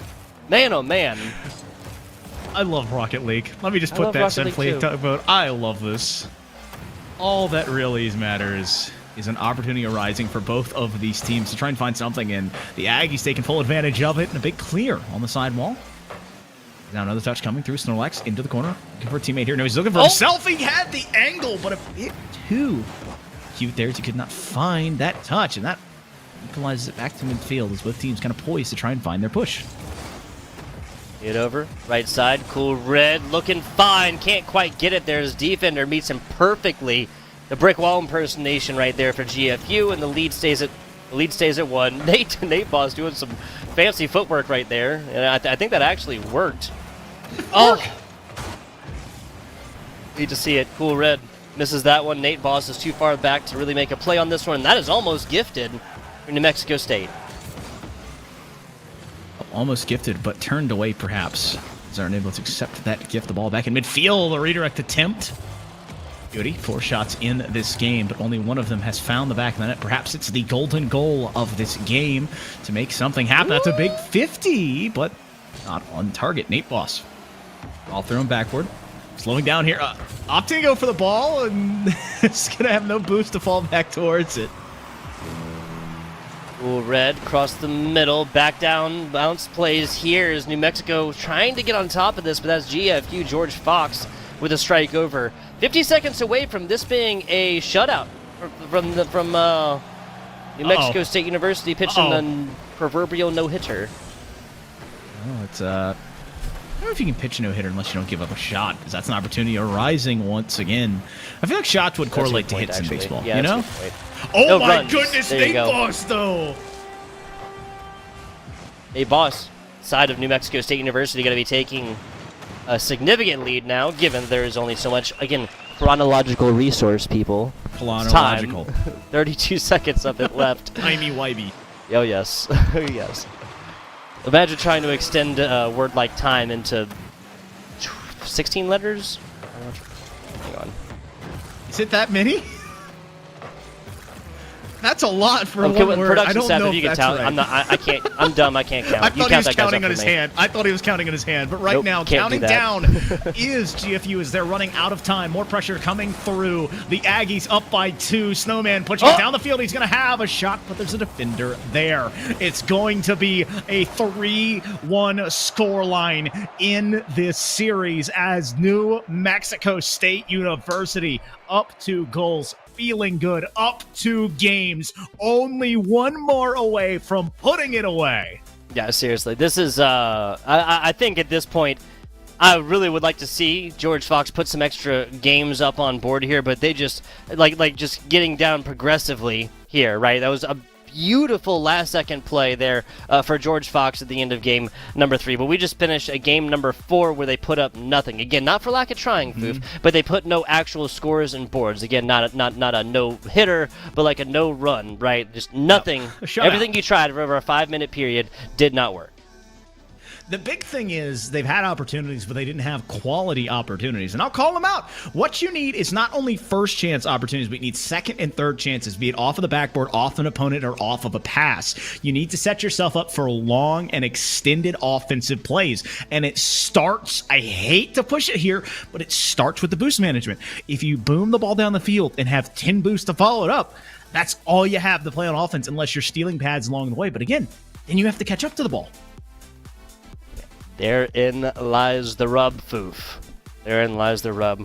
Defensive clears, both sides have improved, but they have not gotten to a place where pretty much once possession goes up from an offending team, whether that's off the back of a shot or lost dribbling possession, did it come? Okay, there you go. Then it comes back on the other side. I was giving Big Shrig the benefit of the doubt. It's a dangerous bump there from Snorlax, guys. That's all 3 players positioned aggressively for GFU, and I don't blame them here. Down and match series at championship point as that bounces post and out. Now a mad dash back towards this offensive side for GFU. Crudy off the wall here with a big touch to push it back towards midfield. Nate Boss following up. He's been the flag bearer, the front runner, the highest scorer for the Aggies, has a pair of assists, I believe, as well. So doing it all on the offensive end. Right now, it's about how well they can thrive on the defensive side. The pressure mounting for this GFU team. That's going to be a double commit, means it's pushed away. A golden chance thrown by the wayside. Yeah, so 45 seconds or so into this one, a couple chances both sides, and NSU trying to cover up the offensive third as of right now as rotations come through. GFU winning that one until Cool Red has something to say about it. Be careful there as you're banging shots off the backwards. Another one coming through. Ooh. This is the second chance opportunity I talk about. Yep. And I'm going to harp on it a little bit. When you push a ball so hard off the backboard, it's immediately easy to clear. But because there wasn't a follow-up clear, the second chance opens up and they take full advantage of it. Wow. So just like that, lead taken here for GFU. Again, the main thing here is that GFU just spent 6 minutes with no scores made into net, right? Those scoring woes are over now. It is brutal spending that much time across a 5-minute period and with nothing going in. Okay, there you go. So GFU just kind of maybe call it an attempted pass. I don't know, but regardless, that brought the net out of goal. Brought the net out of goal? Net out of goal? The ball out of goal. Thank you, Foof. I was like, I've never seen a net out of goal. I'd be horrified. Net out of Perhaps. Goal, throw my net at your net, dude. That's what needs to happen in overtime. Like mentally, I repeated it too. I was like, "Yes, Foof, net out of goal. What are you saying?" Because you're the cast man. Like, what do you think? That was my immediate first reaction. I know. Never watched soccer? Come on, man. Like, come on, man. I'd love a Rocket League game mode where if it goes to overtime, the field shrinks until the goals just press the ball into whichever goal it gets. It just keeps shrinking. There you go, like the Tomb Raider movie. After like a minute movie, and a half or something. Right? If they get in the maze and like it slowly like shrinks on them. I like that. Yeah. I like that. I've said for a while I'd love to see a like 4v4 or 5v5 where you don't have respawns, or you have respawns of like a full 60 seconds or something. Like as a completely fun game mode, not necessarily as like a competitive. Yeah. All right, no. 5v5, only 3 players on the field at a time, and demos spawn someone in. Oh, there you go. So yeah, it's like the headhunter thing. Like was it kill confirmed or whatever in COD? Kill confirmed where you picked up the dog tags. I don't know. We've been memeing for a little while here. Let's get back to game. 2 minutes and 10 seconds left here. Snorlax guy up top right here. New Mexico trying something, but GFU comes with a big defensive clear. Back in the offensive stance until that happens. That's right back the other way. Oh, an opportunity arising again for the Aggies, but it's now the offensive woes for them as we've kind of looked at GFU to be so far away from each other and the ball. The Aggies are doing that right now. It's now a touch off the backboard, but immediately shut back down. Nate Boss trying to be optimistic in the midfield. A pass once again, trying to find that shooter. He's going to win over 2. Get up, he says, as he's able to put it back down. Crazy stuff right here. That's the tying factor that this New Mexico State University squad needed. Now, they are one possible possible goal here, folks. Possible goal away from putting a cap top of the series. Well, marching forward, this clock continues to go. One of these teams will find a win. Which one? We shouldn't know. But an opportunity arises either way. 85 seconds left. Snowman putting it past midfield. He's been so poignant with these touches, but Nate Boss winning it, wants to find one more, but he can't find it. A bit too aggressive on that push. The ball on this sidewall and slowing back down. The last 70 seconds, perhaps, of GFU's season hanging in the balance by a thread of a 1-1 tie. 60 seconds left here. Classic tied-up situation. Snorlax guy outside. Big Shrig trying to... Okay, sorry, I didn't see the player back. Trying to get back to this one because I thought that might have been sort of an open net. Down bottom. Nicely done off the wall. So New Mexico State still holding strong for right now. Don't like the defensive position that they're in right now, but that's another hit over, and now that's outside. Was that redirected or fully blocked? I'm not sure. It was not blocked. It was just a bit too sharp of an angle. And now an opportunity again. Ball midfield, trying to find a second touch. And he found it, but the only thing he finds off of it is a defender. Cutie wanted to go near post here. Diving early is that goalie, but he's able to dissuade the touch for now. Snorlax guy. Use the ball at midfield, pick up the boost. Big Shrig rotating around, letting his teammate find the touch here. Pushing through is this Aggie team, perhaps trying to find a golden goal of their own in the last 10 seconds. We have seen this George Fox team strike when the iron is hot, and still 1-1 in this game. 6 seconds left. It's a flick over one. Nate Boss, he's been the runner. Can he be the one to put it away? Not for now. A pass off the backboard, but that's so far back. It's going to push it all the way towards the other side. It falls down. OT in game number 5. I love it. The sudden death showdown here goes the way to New Mexico State University. That they will take this series, the 4-1 cap on top.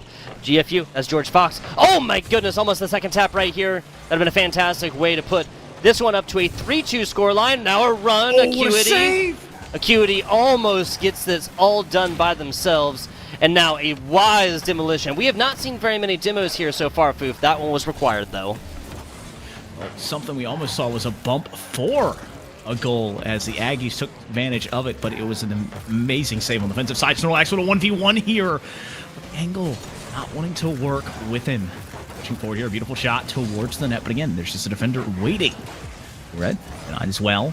GFU wants to find the handoff of this one. It's a soft touch. It's off the backboard there, but playing patiently is that Finnick ready to shut it back down. And so the clock continuing to tick forward, continuing to tick upwards instead of downwards. The first minute passing in overtime. Neither team able to find a foothold. Big Shrig right there. The pass was there. His positioning was not as we hit 60 seconds plus into the OT sudden death situation over the middle, and GFU takes it. Big Shrig pushing this one to a 3-2 scoreline as of right now. GFU is 1 5-minute game away from tying this series. Well, you know, I'm gonna sound far away from the mic because I have to get this into the frame. All right, because you know I have a prediction. I've got a prediction here. We'll get it around the microphone. Get out of the way, microphone. All right, there it is. 4-2. 4-2.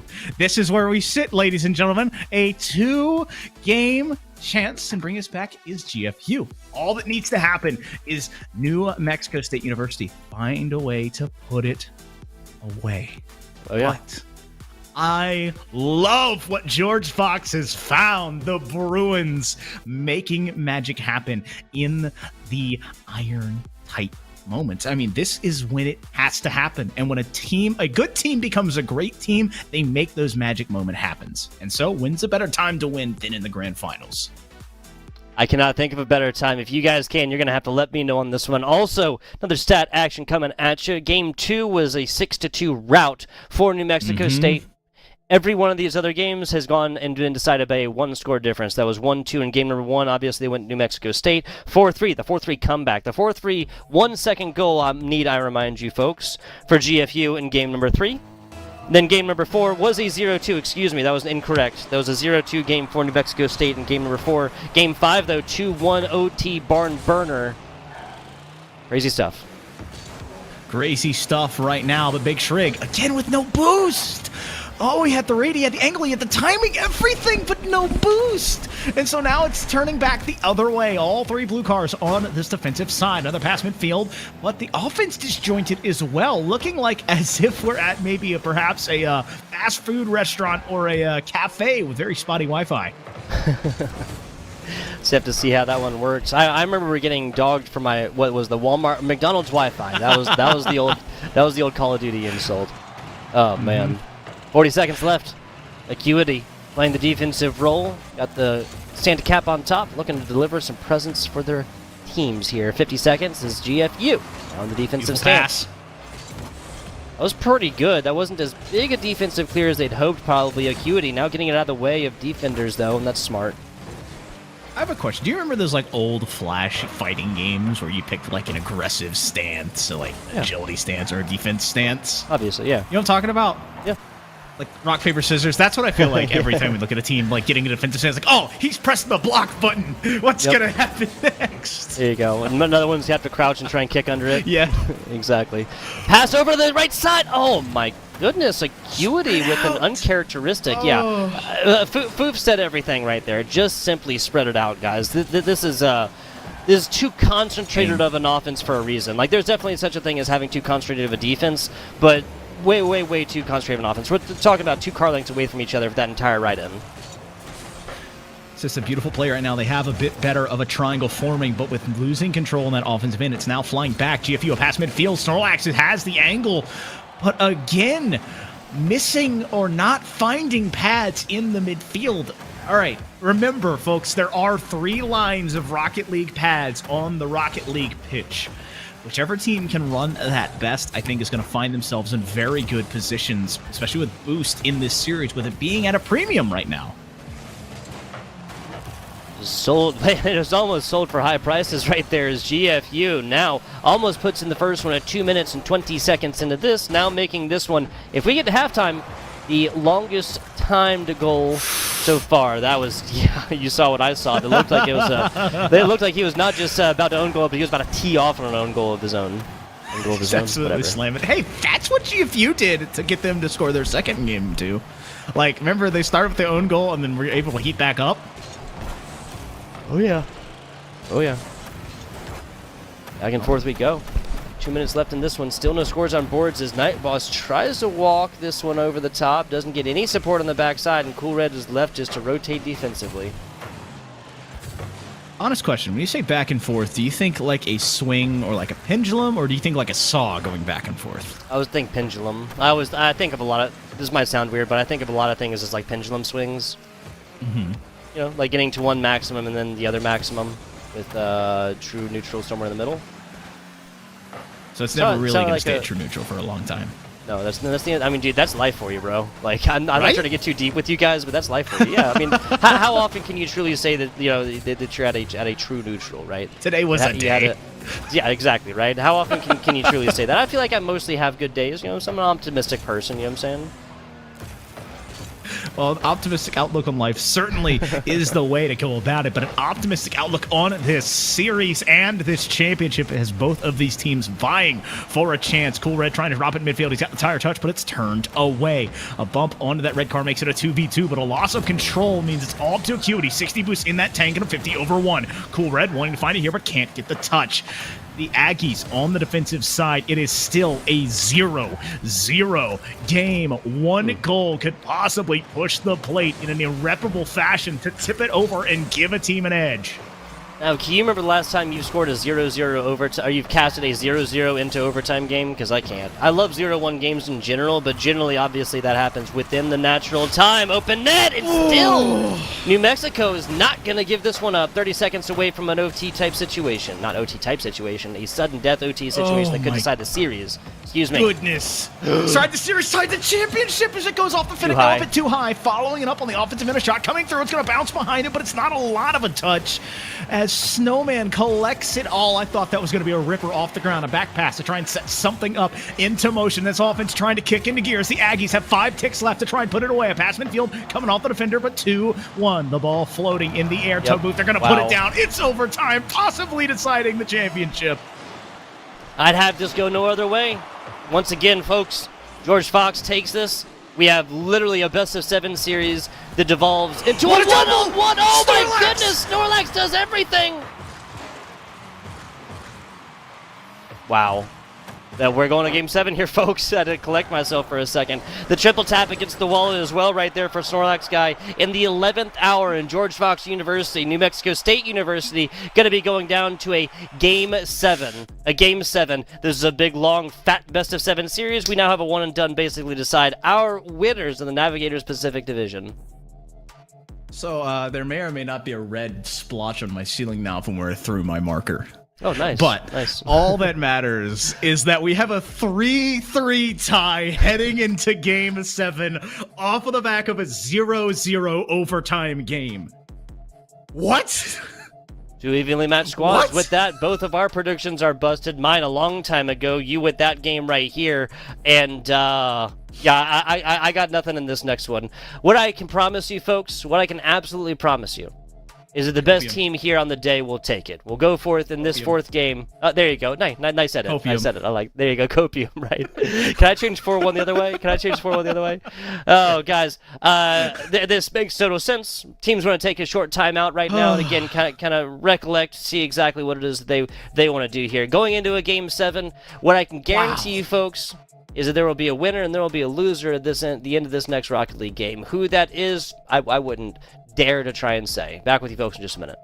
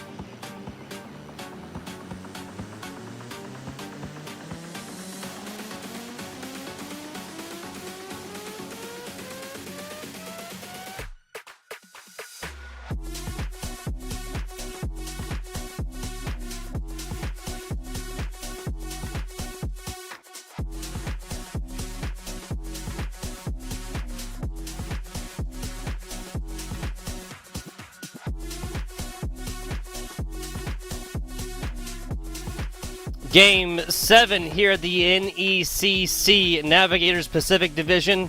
And folks, you know what that means. That is Aviators. That is Ties. There you go. It's an awesome Christmas Best of 7. We've been gifted multiple games in overtime and all the joy. I gotta say, Tugboat, it's a wonderful time here in the wonderful North Pole. My beard, though a bit red, is stained, but all that matters is the magic in the air of two teams wrestling over an NECC championship. Exactly. We were slated to have was a New Mexico State University route after Game 2. I think it was fair. I think we were talking about it a little bit. Both of us anticipating the New Mexico State was just going to kind of run away with this one. GFU following it up with that 4-3 in Game 3 right there with these 1 second goal to then go forth and drop a scoreless game, right? To then go forth and get shut out. Insane stuff. A 2-1 overtime win there for GFU, and then a 0-0 into overtime. 1 score advantage for GFU brings us to here. Our 7th game, guaranteed to be our last game. Well, I really hope it's their last one. As in, like, for the teams that get to play after this one, I would love to play more and watch more of these teams, but the crown, it sits heavy on the pedestal. It wants a head to wear it, and you see two fighters picking themselves up, battered, bruised, but not defeated, at a time with seeing who can withstand more, who can find possibly one final moment. 5 minutes on the clock, looking to be a best of 7. Snowman feeling festive. 6 seconds in. 1 minute, 1 and 13 also, excuse me, it's 1:17 earlier, but Snowman 2K, I think none of us can be surprised that was Snowman 2K and early. 6 seconds into Game 7. And we got GFU with a small lead. Well, a small lead might be minuscule in some ways, but it might just be a mountain from a molehill. As we saw, it was a 0-0 affair, turning into a 1-0. Aggies looking to find a score, as they've been scoreless in one game, and now almost 5.5 minutes of regulation, near 6 minutes in total. Taking a look. Right across the middle. That is decently centered. Cool Red trying to round around for this one. Can't quite get there. As Nate Boss keeping the offensive pressure alive. Over to the middle. Tries to play defender. Defender pops up, gets away from them, and actually makes a fantastic play onto this ball. Now left corner we go, but GFU still in the defensive. Duty. Big 50 here, but a double commit from the Aggie side mean they are in a dangerous spot, rocking the very fashionable topper, but only it's fashionable when you're seeing it in the replays. Another big save. You're looking at a very heavy reliance on backboard-centric plays, and GFU has made the adaptation against it. They're finding a way to stifle this perhaps meta you're seeing from this Aggies offense. 3 minutes, 35 seconds right here as GFU goes in the defensive ever so briefly, takes a demo on their way there to make the numbers a little bit better in their way, but nice cut right there. Snowman 2K reads this perfectly. Here's the pass. Finish it. There's a shot over and still blocked away. I'm in shock. That was a beautiful pass in the midfield. A bit slow, yes, but you can still rip one in the net. There's no one back, and they can't take advantage of it. So still only a 1-goal advantage. GFU kicking themselves after that one. Perhaps the moment that the Aggies needed, as they are not down a pair, but still only down 1, within striking distance. Just over 180 seconds, under 180 seconds now left in game number 7. The Bruins have a demo. They've started to look a little bit more physically sound. Another touch midfield, finding a teammate here. It's a sign-off. No, off to the right instead.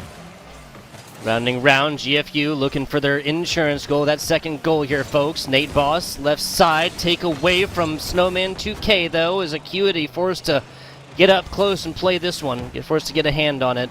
Cool Red hit over. Pretty decent defensive clear until it is picked up across this middle, and a trio of New Mexico State University players exit their orange half.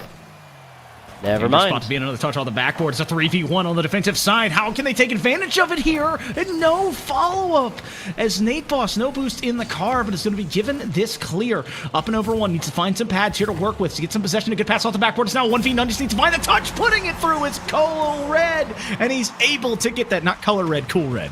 Cool Red there with the tying factor. Love to hit it. So that was this is just off the back of a double defensive commit, right? That was Nate Boss. No, excuse me. That was Big Shrig. That was Snowman 2K. They both bit super hard onto the right side, and just like that, Mexico scoring back and tying it up. But hey, what else can we be surprised from? Started. What's up? We're just going to keep fighting. I'm so sorry, my man. I was going to say something a bit way behind it. I was going to say it started with all 3 players up in the offensive end, but it doesn't really matter now. 1-1 here, Tugboat. Back on over to the middle. 100 seconds left. Tied up score here. Again, 1-1. Could be 2-2. Could be 10-10. Could be 0-0. Doesn't matter. There's going to be Big Trig with another hit. And now, yeah, that's GFU saying, I think I like that 2-1 scoreline a little bit better. Well, double commit opens up that far post, and then the diving third player opens up even further. Big Shrig sees all of this happen, watches the red wave cross his face, pulls the trigger to the backside. It's 2-1. Hit on over. Right side, Snowman 2K up and down. Cool Red takeaway. Left side right here is Nate Boss, the one. Try and get this one out. Shot over. Last defensive player back, and GFU is not giving up the tying factor. Pace-wise, that's one of the better shots I've seen at this game, but again, it's position and timing selecting of the shot there. Having the defender waiting in the wing, that great shot is saved because the defender's waiting for it. The dunk pushing it through. Where's the offensive follow-up? Wow, that could have been a second again. and third chance. And now an opportunity again. The Aggies in a 1v2 play. Nate Boss on the backboard here, but can't find another one. GFU feeling confident as they have stifled this offensive approach using the backboard. They are making this team play uncomfortable as they have taken almost the pinnacle of their offensive side. Nate Boss having to go so much higher than he wants to.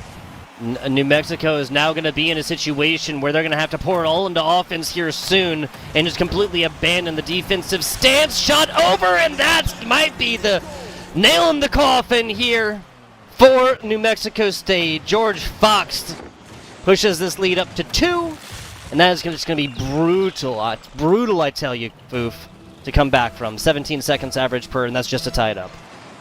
I'm hurt. I'm hurt from both of these teams having golden opportunities, but not being able to take advantage of it like this. Acuity with a chance, but he jumps too early. The ball resting down, 30 seconds left. GFU trying to hold on and make a gigantic comeback to take an undefeated season and roll into an undefeated playoffs. 15 ticks left. This team has been bent. They've been beaten, but they have not lost, and they will not do so in this season as a series. It's gonna be a 3-1 scoreline. It's gonna be a 4-3. It's gonna be a crowning of GFU as your NECC Navigators Pacific Frontiers champions. Yes, they do. They earned that one all the way through.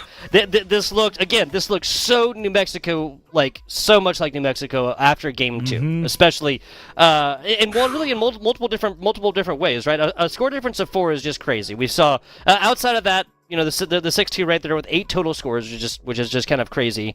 We've literally saw the minimum amount of scores, which is 1, and that was in extra time. That was in the 5 minutes plus, right? A 0-0 going down to overtime. A couple of 2-score differences, a couple of 1-score differences, or mostly 1-score differences, an incredibly close series all the way throughout. This is GFU bringing it all the way through. But my question to you is, Foof, who's more correct? Because like, You slated New Mexico at 4-2, and it was definitely a closer game, but it was 4-3 for GFU. But I said GFU 4-1, so like we're both off there, right? Well, I gotta put the hat back on. I forgot to. I had thrown it off in like just amazement after the absolute insanity that was that game. But I think you'd be more correct. You know, since you won, you called the correct team to win. I would say that. I think the biggest winners are us in the booth and you guys in Twitch chat who just got to watch all 7, so that was pretty great. So, beautiful showing here from both of these teams, but crowning one of them is having GFU get their crown, able to stand victorious over a valiant but defeated foe in New Mexico State University. So stay right where you are. We're going to be wrestling one of them away from a voice chat. I will do so forcefully if I have to, absolutely. And get them into an interview. So we'll be right back.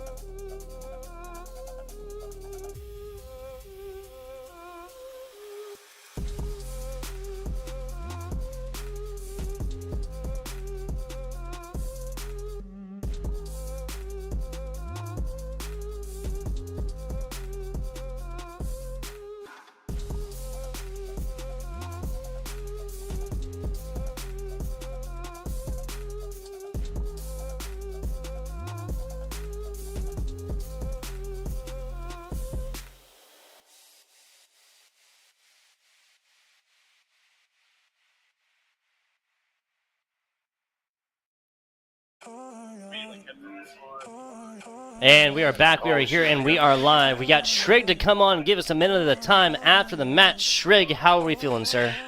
Feeling really good. Start of the games, we were down 0-2. Nerves were really kicking in, called an early timeout. Not just me, but my teammates as well. Our nerves were really kicking in. So it took us a while to take a deep breath, but it's like a surreal feeling right now. Just the accomplishment that we were able to get to come back. It's my teammate in the background. Just a surreal feeling.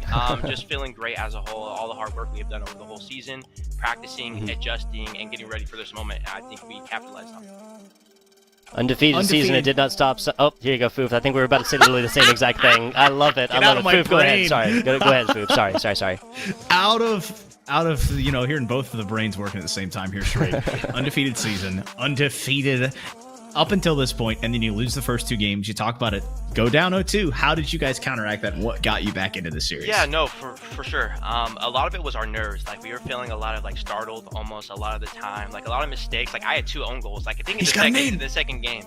And so it's just a nerves thing, just making sure that we were trying to stay calm. It took us a while, but after we called our timeout after the second game, it really helped us get it under control and kind of get back into the flow of playing our own game and making sure we're playing at our own speed.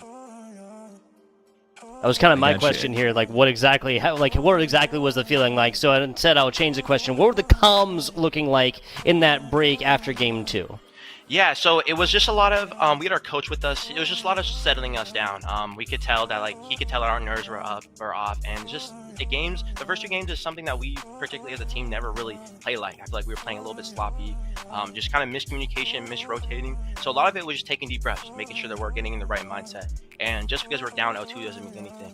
It's just we play the game by game. And so just because we're down 0-2 doesn't let us affect us, and just making sure we get into the right mental space. I gotta say, great stuff, Shrig. Any shout-outs you want to make before you go and celebrate this NECC championship? Yes. I'd like to shout out my good 2 teammates, Snowman 2K and my boy Snowlex, for being with me the whole grind throughout the whole entire season, and our amazing, wonderful coach Goyo, who has helped us develop into the team that we are and getting us to the NECC championship and winning it. Love it. I love it. Shrig, once again, thank you for coming on and give us a minute of your time after the match. Congratulations on yet again an undefeated season that did not end in the did end in the grand finals, but didn't end in a loss. So 4-3 victory for you guys. Shrig, thank you again for your time. Yeah, thank you guys very much. Not a problem. Moving on next to what that is, Brescia and Defiance coming in here to play next, and we're going to have to get right on into this one, right? It's gonna be a fun time. I've had a lot of fun preparing for a ton of games before Tugboat, but I'm just gonna put a stat out there that makes 0 sense. Okay, so you look at Brescia, right? Number 1 seed, 8-0, 24-2 in the season, right? Plus 94 goal differential. Then you look across the field. You look across the field at this Defiance College Yellow Jackets team, right? Mm-hmm. They're 23-4. They're 7-1. The only loss they had was to the team that we're playing right now, which was 5 games in week 1. They have a plus 109 goal differential. Both of these teams have it's been a 1-2 horse race this season for this division, and lo and behold, they have made it here. I have one more scary word I want to put out there. This Defiance College team, in 2 playoff games, 2 playoff series, mind you, have a plus 50 goal differential. In the playoffs alone, 5-0. Wow, okay. Yes. And these are best of 7s, all right, so there's a minimum of 8 games, but still, holy crap. Well, no, those were best of 5s. They were best of 5s. Oh, those are best of 5s. Wow. Up until that point, and then a best of 7 here. Both of them went 3. It was 3-0, 3-0. Yes, this is happening. These 2 offenses are coming here. I don't know if the stream can hold off this offense. Doubled, what is that? That's 6 games plus 50, so that's 9 or something like that per plus. But 8.3. Hey, they have not played against a Defiance squad yet. This is the number 2 seed for a reason here, Foof. And taking a look at this Defiance squad, we're going to be seeing. We might want to have their rosters up right here, so take a look at these perhaps. But Kicked, Big Spence. Kicked, Big Spence, and Bishmams. These Bishamam. That is Blake Bowman right here. That is the freshman sports management. And his interesting fact is that he doesn't know. He doesn't know. Just an appeal to the unknowledgement of the world. I don't know. I gotta say, I do not know. I'm just... Well, I just want to throw some more numbers because it's always fun to look at a team, especially like this Yellow Jacket squad. 23-4, 7-1 in the season. Only team they lost to was this Brescia University in week 1 that went all 5. Then they dropped a singular game to UNA Gold in week 3 and have never looked back. We already talked about it. Okay. A stupid goal differential. They scored 147 times throughout 8 weeks. And that's insane. That is 5.5 goals per game, only giving up 1 a game. So playing high, flying high. But the scariest thing, I didn't even talk about this yet. We talked about it. Plus 50 goal differential in the playoffs, right? They're averaging giving up 0.3 goals a game in the playoffs. Wow, okay. Yes! So a team that has a fantastic regular season and then continued the theme on here to the grand finals now. Once again, this is the Navigators Appalachia division, right? Kind of like the middle of the United States of America. We just saw Pacific earlier in a Game 7 barn burner between GFU, that's George Fox University, and New Mexico State University. This best of 7 starting here in just a little bit, and I'm extremely excited for it. Let's take a look. Brescia right now. Well, I gotta say, bringing up a fun team, Jug. You've got Lagaragu and KY Cats Jeffrey. Gotta say, I'm really excited. A nice peppering of ages. A freshman, a senior, and a junior. 2 old heads, and the youngin' to round it all out. But again, another undefeated team, another number 1 seed, another team, and another high-powered offense. I feel like those cartoons where it's like the 4th of July episode, and like the one character who's like the maniac is going to the fireworks stand, and you're just like, yep, there's a nuclear explosion about to go off. I feel like that's what I'm looking at here, is these two offenses look at each other. It's like that devious teenager going under the tent flap with like a lit sparkler or something like that, where all the fireworks are held out. Yeah, like you know exactly what is going to happen. You guys just got yourselves a best of 7 barn burner. Well, better strap in, get ready, and prepare yourselves for another one. This is number 1 seed Brescia, number 2 seed Defiance, getting ready to do battle. Now, last time as well, I think you might have mentioned this, but this is a 3-2 game last time, right? A Game 5 series. It went all the way down. Now, let's take a look back at your beautiful casters and our predictions. I think that's what's being called for as of right now. Well, I gotta say, my favorite thing about this is if you look at Brescia, right? You look at their season as a whole, 24-2, right? As in all the games they played. They dropped the first 2 games of the season and then reverse swept that series and haven't lost since. Wow, okay. So, yes. Wow, yeah, that's the only 2 games that Brescia lost. Defiance dropped 1 game against UNA Gold. That was in week number 3. And still just an absolutely oppressive performance. These are 2 teams, 2 absolute juggernauts, but we'll see what happens when a rock meets a hard place. Brescia, let's Jub. I think that's probably my favorite name on this pitch right now. Jub getting it done as he's able to get the first goal of this series, breaking the ice early, and Brescia up by 1, and they are trying not to let a repeat of what happened last time, not be forced into a reverse sweep scenario. Back down bottom, Ishmam.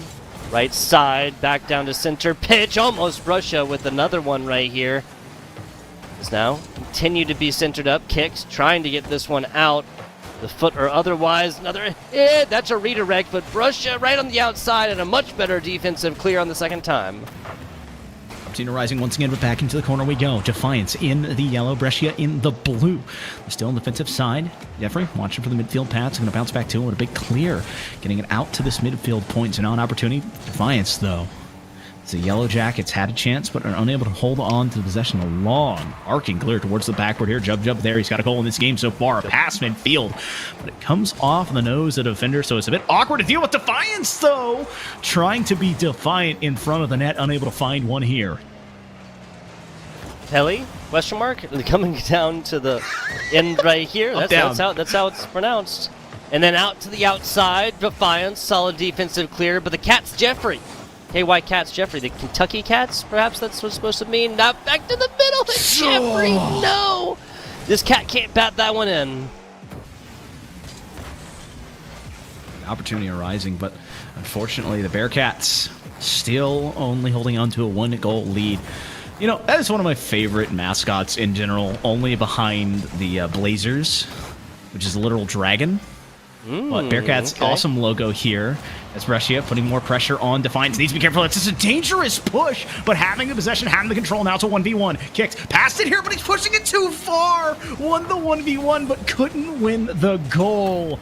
And so it stands at a 1-0 affair still. 1-0 game right here is Brescia. Oh my goodness, I keep saying this wrong, aren't I? Brescia. It's Brescia. Brescia. Brescia. Sorry about that, guys. Sorry about that. Gotcha. I will write that down. Halftime. Just a few seconds. Defiance looking to tie this one up. Oh, still at that midway point, Defiance has had an opportunity or two. That's a beautiful touch from Jump. Hello? The perfect dribble to just stay off of the ground, and the final touch from the spoiler. Exquisite. Nicely done as Jub puts in the second. The only player in these two teams to have scored thus far. We're just past halftime, so Defiance still has plenty of time to bring this one back, though. Russia. That's what I'm getting attack, guys. Brush. I will die on this hill that was originally typed differently. Yes, I think it was too. I think Patrick Reeves, awesome as he might be messing with us just a little bit. Bresh, we're getting trolled. Bresh, you were right. Well, they said the whole thing about like under pressure, like the Freddie Mercury stuff. Sorry, guys. It's a mildly unique name, so we're not having fun with the name. We're having fun with ourselves being unable to pronounce the name. It's an important differential. Well, again, we talked about it in Game 1. The English language is an absolute mockery of 3 languages wearing a trench coat pretending to be one, like trying to sneak into a movie theater. But all that really matters is you have Brescia sitting up to the Bearcats, roaring ahead on this offensive play. Another touch midfield, controlling it is Defiance. The Yellow Jackets, they are stuck in the Hornets' nest, per se, and that's not what they do well. They're not very good at defending. They're all about attacking, going and getting things, and pushing the pressure on. Both of these teams so offensively oriented. I don't know how much time they have spent on the defensive side. 1 minute, 15 seconds left on this one as Defiance looking to strike back. And I mean, if you're going to put up a 0-score game, if you're going to put up a donut, it's at least best to do it in the game number 1, I feel like. 60 seconds to go, kind of that classic 60-second drill. What do, Foof? What do?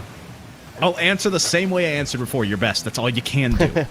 As now Defiance looking midfield. That's a beautiful play, but man, you got to be more aggressive, my friend. We need a little bit more aggressive push off the backboard. Obviously, that's a read from kicked, but that's what I'm talking about. As that midfield player, you need to be willing to step forward, but this is the pass from that player to the midfield, breaking it into a 1-point game.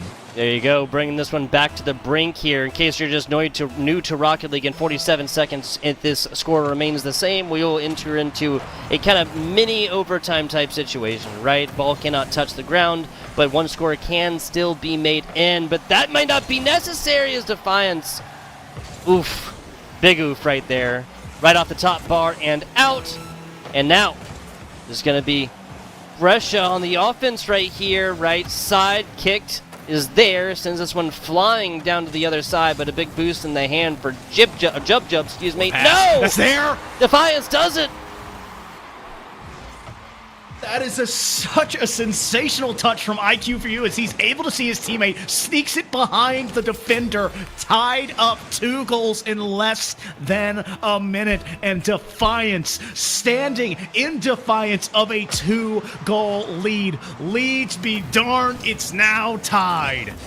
Wow, yeah, so Brescia spends almost the... Brescia, yeah, I said that right. Man, I'm like literally like thinking about it so much, I'm like thinking I'm saying it wrong. My goodness. 3 seconds away from halftime is what I'm trying to say. Or not halftime. 3 seconds away from overtime. Oh. That's going to be going back the other way. It's not enough. It's not enough. Okay. Chill out, Foo. Come on. You're screaming too much. Never. That is Quite why literally I never, have. That is why I've gotten this room around me so I can do such. And now it's another shot coming on Defiance, trying to win the dunk here. It's still on. Oh my God, cute for you. Hello. Wow. So Defiance spends most of this first game, most of this 5-minute game behind, literally at a scoreless potential, right? It was 2-0 for the vast majority, the big, fat middle part of this game, right? And then just to come back in every way, shape, and form, Defiance now 3-2 in game number 1. Crazy stuff. I'm in shock and awe. 3 unanswered goals, all of which coming by team plays and then an immaculate solo play, reading and understanding where they need to be. Winning out in the end.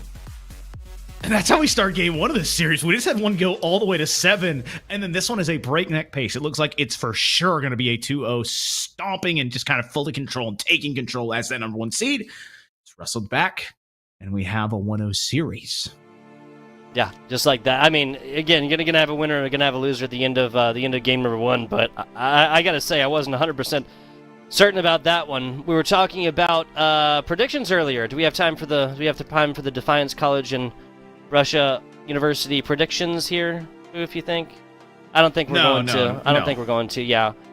We'll show the pictures later. The secret reveal? I'm hearing secret reveal from production chat. What are you thinking, Foof? It's always a secret reveal. Just I am never been more artistically inclined, perhaps, than I have ever since I bought this whiteboard a week and a half ago. So I like it, dude. Having a lot of fun. Feeling good, feeling confident, but not as confident as Defiance is, as the number 2 seed, with a lead and with another big defensive stand here in the first 15 seconds in the opening rounds, perhaps, of game number 2. Another big dunk from Jub. He had both goals last game. He's demoed here as Bishamam rotating back. A beautiful play here on the defensive side, getting the demo, getting the clear. Now it's a chance here for Pelly, but he can't find the angle. Pelly right there on the right side. Now a shot inside, and who else but Jub. Consisting of all of the offensive shots made in from Brush. I guess you could be conspiring, right? His machinations laid undetected until the defense was. I think they're trying to beat us in Rocket League. I'm not sure though. I can't tell. They're trying to outscore us. Make haste. What wretched game do they play at? Time boost coffers are empty. My liege. Oh my God. Our men are boostard. My goodness. And steal theirs. Position the cards forward, set the midfield hand, and find the goal. But right now, both are you saying an imaginary world that is dictated by trying to take control of resources? I think that's a little too on the nose here. I think that's a little too on the nose. Have you never played the advanced ages of like Spore, where it becomes a resource-grabbing game? Come on, man. Have you been alive in 2022? Again, maybe some statements, some statements a little bit wide here as we're getting away from the game. Excuse me. Fun stuff, Foof. Always enjoy doing this with you. 90 seconds into this one. Go ahead. I was gonna say, having a great time, 90 in. Again, on the same page right now with you.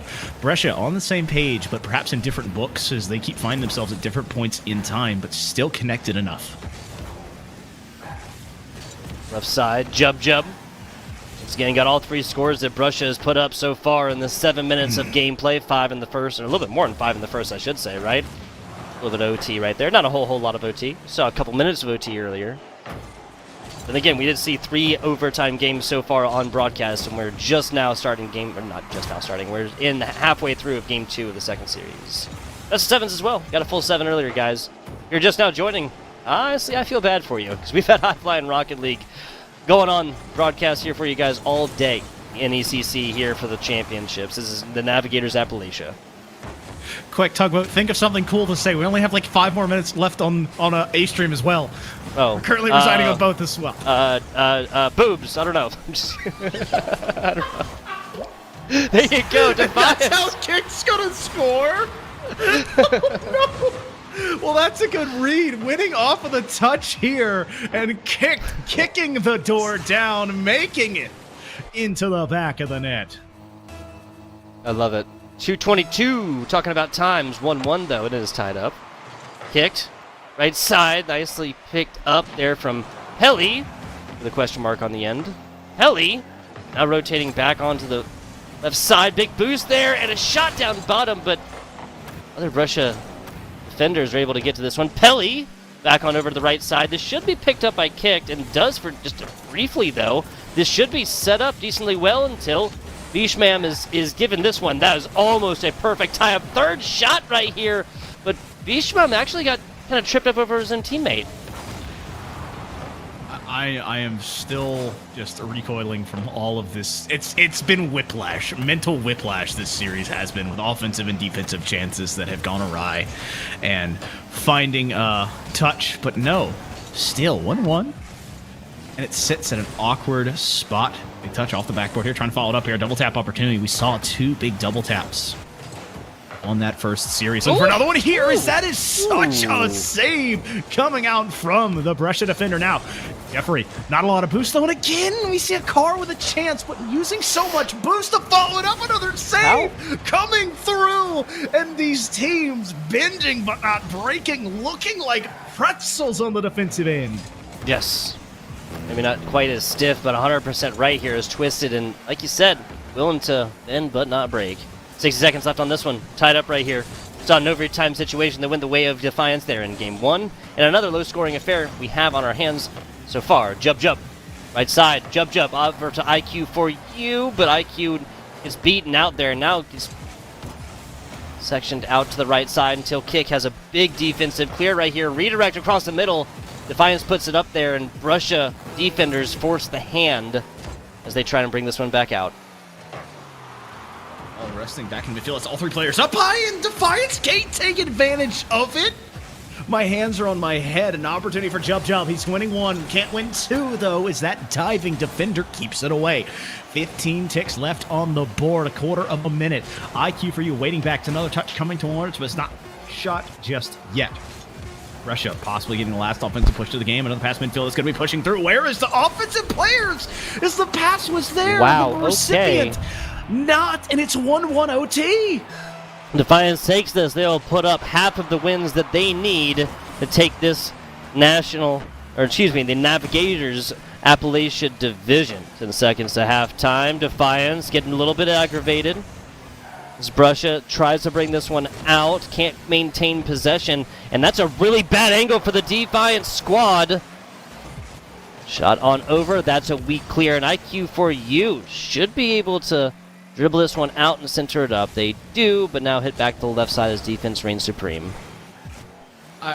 I'm still in shock right now. Both of these teams, I think they're shook. They're feeling a bit it's uncharacteristic. And so right now I'm wondering who can get back onto their regular season standing, who can find the offensive pressure, who can gain control of this game. I feel like it's the pointing Spider-Man meme, you know? It's like, wait, you just scored. Well, we just scored. Well, you took 2 demos. We just took 2 demos. Okay. We'll looking very similar. I gotta admit, 1 minute into this one, next score, golden goal, sudden death type situation here between Brescia and Defiance. Pop play over. I gotta say, Defiance at least are not. They're not like playing scared, but they are playing always with a player back. There's the double touch and kicked with a nice one on this. No one on the backboard means it's free real estate, but I think a bump came through from IQ for you. He does, I think, get contact, which throws the defender out of the club, opening the net up, and Defiance. Wait a minute. I've seen this one before. The lower seed going up 2. Wait a minute. Exactly. What we didn't get a whole lot of time earlier, we had to speed right in. Predictions coming up now. We're going to kind of see how these one do hold up. We'll go me first. Beep, Brescia 4-1. There you go. And the whole point was that I wasn't able to erase or undo it all. So originally that said something else, a different number. Then I realized it was a best of 7. Then I changed it. And I fixed it. So. All right. I'm very sad to throw this one up because I feel it's a bit of power handed, and just again, I've got a 4-2 for the Bearcats. I feel like they can pull it out, but right now they'd have to win 4 in a row. And hey, they'd won 3-1 week 1. They're just kind of resetting the table, but it is all Defiance all the time right now. It really is. These might seem close, but I really just feel like Defiance is playing their own game and forcing Brussia to get... Oh my goodness. Consistently come back. Choke on your spit, guys. It'd be a hell of a way to die. Yeah, it'd be a hell of a way to die. Like, Brussia has been playing Defiance's game thus far, right? They've been able to do whatever they want, like offensively and whatnot, and especially when it comes to the big two things: defensive clears and passes. The Defiance won this previous game because they just simply had more opportunities, Foof. Yep. I think it's they also capitalize on more opportunities, as there have been chances aplenty for both teams to have really good offensive positions, but it comes down to not having the boost, not having the position, not having the I'm gonna say it again, resources to follow it up. But resource. Defiance has found a way. I mean, they found a way in game 1, down 2, able to rattle off 3, and then just controlling game number 2 to make it theirs. Trying to do the same thing here in game number 3 as the first 10 seconds have ticked off. This is Brussia out of Kentucky, and Defiance College out of a place called Defiance, Ohio. Oh, there's a band named that. There's a band named. That's pretty cool. That's pretty cool, and I like them a lot. Hey, that's a lot cooler. I just thought it was... okay, never mind. Back to it. Sorry, 30 seconds. Like, oh my goodness. What a save! What? 2 goal line miracles. Keep Brussia alive, but it won't matter. You knock and the door comes down. Defiance out with a 1-0 lead. Wow, so Brussia gives up an early one right here. Kicked has been involved in, I don't even know how many of these goals so far. Now, the good news is for Defiance that this is kind of an easier game plan to be read. Jub again has gotten all 3 scores on boards for the side of Brussia thus far. So if you just remove this player, you just consistently press that Control X button, which is demoing them, just keep that going on and on. Force these other 2 players, that's Logo, that's Katz Jeffrey, to go forth, get the offensive going themselves. More pressure, more shots, perhaps more goals here as Defiance looking for an answer in midfield. A ball bouncing off the sidewall here. Pressing forward is the Bearcat of Brussia. It's a beautiful touch. It's going to be off the bar and out, though. No barring in today as the 4th defender reigning supreme for Defiance. 90 seconds just about taken off of this clock in game number 3, and we see ourselves in a familiar point. Defiance up by 1. This is, like you mentioned, where the series changed around last time. Now, I think it's very, very important to mention that did not come off the back of 2 overtime games in a row, right? That was New Mexico 2-1 in game 1 and then 6-2 in game number 2. This is categorically different. It is categorically. Wow. It's a fun word, right? Fun word. Forehead desk after this. It is very much theoretically different. It's naturally different, but in a way, it's still similar. Still have an opportunity for Brussia. Yeah. All they need to do is find some semblance of control. Be it a ball, be it a pass, be it not giving kicks so much free real estate, but another touch following up. And Defiance, in a fast break scenario, unable to break through as Brussia's transitional defense, something you rarely hear a lot being a good thing, stood the test there. Halftime now. See if Brussia can bring this back, or if Defiance can be the ones to stand the test of time at that point. The test of chronological resource, that's what I'm going to say. Oh my goodness, a bouncing ball here from Brussia. There it is. And the Cats swiped this one in. Katz Jeffrey, excuse me. Big time read. Yep. Jeffrey reading a 50 and then able to just have the fakes in front of the net with the Ghost of Gaming decal and goal explosion representing for sure. A lot of 2s on that clock, a 2 being equaled in the scores being combined. Deuces wild, perhaps, as a friend of mine used to say, as we now stand at a 1-1 game with just over 2 minutes left. Right side. Kicks. It literally just weights down a little bit lower for the first player. Jub is there on the second one, though. IQ for you trying this one. That is centered and flying in there is KY Katz Jeffrey. Unfortunately can't connect on that one. If you're a fan of this squad, back onto the defense, Brussia goes. I'm just in shock right now as another one goes high, now turned back away. Brussia, so much free real estate, and you see to put the flick on, and they do another follow-up touch as Jub, he's been killer on the ground, making another big play to make it 2-1. Wow, so God, that jub jump was again, beautiful. dude. Jub again. Again, the game plan for Defiance should be kind of clear at this point. Just get jub out of the way. Like, Cat's got one of their own in, but all of these other goals, 4 of these other goals are jub. That's jub all day long. And 90 seconds or so left on this one. Kicked right side, tries to bring this one out. They're centered. That's a nice pop play. Jub able to flex their defensive muscles now.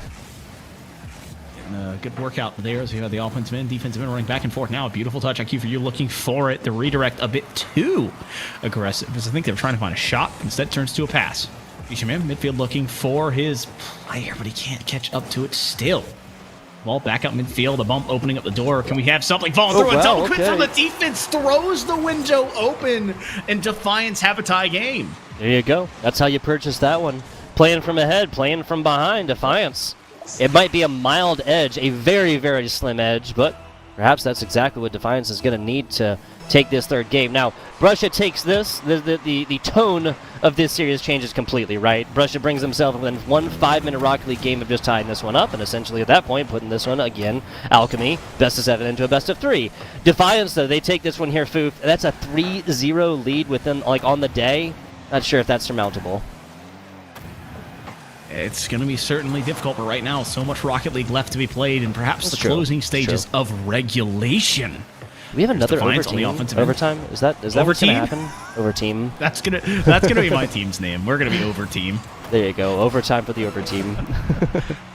An opportunity arising. I've heard of the Super Team. Never an over. That's gonna be like the budget superhero list. There you go. There you go. The knockoff you buy that has like the Hulk, Lightning McQueen, Shaggy. That is the most random collection of 3 heroes I've ever heard in my life, Booth. Hats off to you. Hats off to you, sir. Okay, yeah, that broke my brain. Shag, yeah, okay. 5 seconds left. Here, OT. Okay, no, sorry. Way off point. Last bounce coming in here in just a second. Both of these teams would love to take it in, not overtime fashion like normal Rocket League teams, right? Shot over! Still alive. Double demo, and hits it up. Nope, that's going to be another OT. Hey, what else would you expect from Brussia and Defiance? I mean, I don't know what I expect other than perhaps Defiance to put it away for a 3rd straight game if things do not change. Brussia, more pressure. That one's going to be technically on off of his own backboard. Now another shot, but a big-time save. Jub needs to be the last man back. He's got a name so nice. You say it twice. Trying to find more here, but he can't get it to fall. Kick in control. Back on the side. He's got control. He's got the boost. He's got to find a wave dash here. It does, but a bit too slow as that one's flipped all the way to the defensive side. Jub near post, but the defender cutting to make that save. Nicely done. That's not on point. Have to redirect it yet again, but that hits off and should be decently centered in the back. Kicked way too fast. Weight a little bit too low as well on this one, but still keeping it against the Brussia defense. There's an attempted redirect from the other side, and Defiance should be very glad that did not connect. Opportunity rising. Jub. Sometimes by your own making or shortcomings of an opponent. That one not being counted against them. And so Jub no way. has been the man, the myth, but he can't be the legend as he's denied on the goal line once again. Heroes get remembered. Legend never dies, and fashion stays forever here, people. Seen plenty of fast and flashy plays. Overtime, I think these teams are going to take it any way they can get it, though. I feel like this is all flash, no bang. It's just, you keep getting blinded and no one's able to find the back of the net. We're like, and so, that happens. A lot of issues occur. Okay. And there it is. Had the goalie in net. I don't know how much boost he had, but there was so much time to try and react. Who else but Jub? Who else but Jub? I mean, I think any Rocket League team can only face so many Jub offensive plays like that and expect to come out with, 3 total scores here for Brussia. Crazy stuff. Attempted shots, pretty much all like there was Brussia had like 2 extra attempted shots. That's it across a 7-minute Rocket League game with 2 minutes of overtime. I mean, it got wild fast. It looked like perhaps Defiance was going to put this one away, able to stay up, getting kind of feeling comfortable, and then it gets to that overtime and starts to threaten both teams. Opportunities are rising, but they can't capitalize. And this is, again, where good teams can kind of reassert themselves. This number 1 seed finds themselves knocked off balance, possibly about to be down 0-3. reasserting themselves and getting the goal to get back into the series. Yeah. Once again, Defiance took his previous game and goes up 3-0. That would be really rough to come back from. As it is, the comeback definitely possible.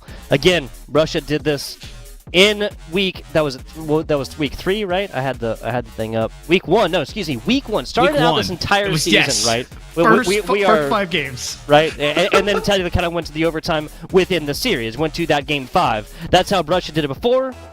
Perhaps that is how Russia is going to do it again, one way or another. Kicking and screaming and not quietly going into the night are both of these teams. Well, I think I can only attest this season's storyline, perhaps, to a single thing. What's that? This is a season of an anime.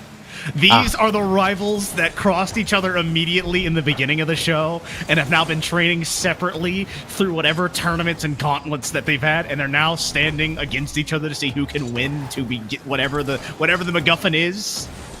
And you have the number 1 and number 2 seed. The only team that beat Defiance is Brescia, and Defiance is the only team that beat Brescia. Like, yeah, like it has been wild thus far. Like, individual games given up by both of the squads outside of that, right?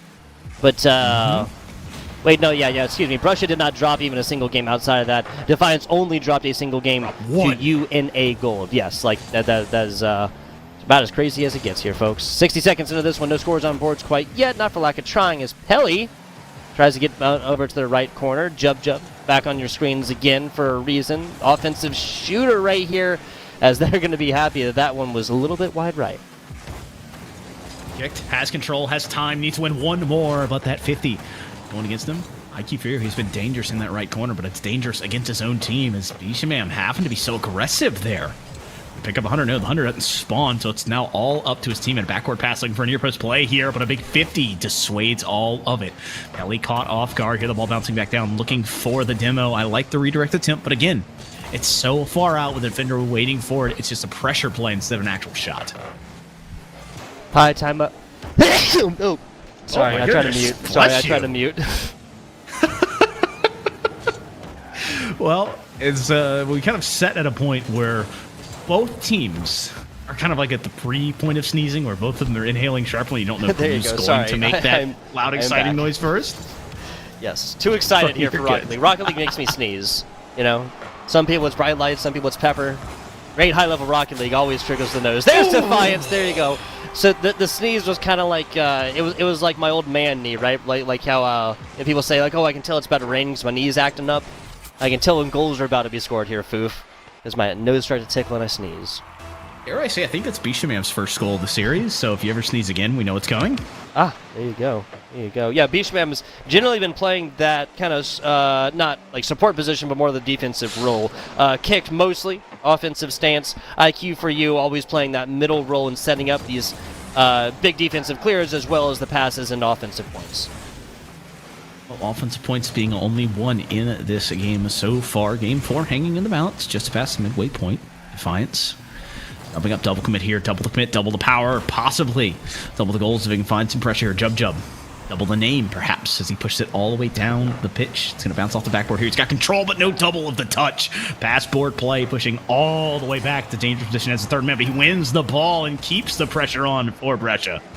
2 minutes left as Defiance still waiting in the wings to try and get this one out. A demo on their way is not a bad way to start.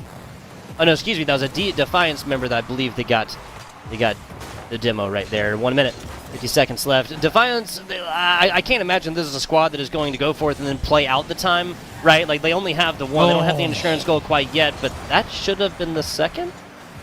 That had a chance with a double tap with no boost. Now it's going to be the equalizer going corner. Jump, can't find it. He never misses those, but this time is the one that finds a way. Jump, kicking himself, but they need to have an answer. 90 seconds just about left in this game, and still only a 1-goal deficit, very much overcomable. As Defiance trying to find extender. A demo opening the door here, but Kick just playing so far back, wanting to respect his opponent, even when they had the man advantage. Yeah, I mean, this should be like a 3-2 game right now. Advantage. That's Defiance, yes, it is, and there's the insurance. They have purchased the policy. They have looked at the premium, and they like the numbers. 2-score advantage now for Defiance College. cashing in kick, technically getting an assist on that one, but it's all Bishamam seeing the open net, taking the long shot. A nice long lazy fly into the midfield, into the net, and it's a 2-0 scoreline for Defiance. 60 seconds left right here. We'll see Brusha just pour it all the offense, and that's exactly what they needed. KY Cats, Jeffrey right here, bringing it back from the brink. Two-score deficit now shrank to 1, and that is so doable right now. This is why your 2 plays aggressive on the touches. That's a beautiful read. That's a better shot. The dominance is so difficult to defend against. Cutting into the lead. Punch, counter punch immediately, but Defiant still up by 1. 55 seconds left right here. Trying to bring this one out. There's Brusha. The shot over, and what? My goodness, Pelly? I am. There's a question mark there, and I'm throwing an exclamation point on the end. Pelly? Wow. Okay. I'm just surprised Kick couldn't get there, but again, not running the pads back means it's all momentum based and not having that supersonic to catch up to it.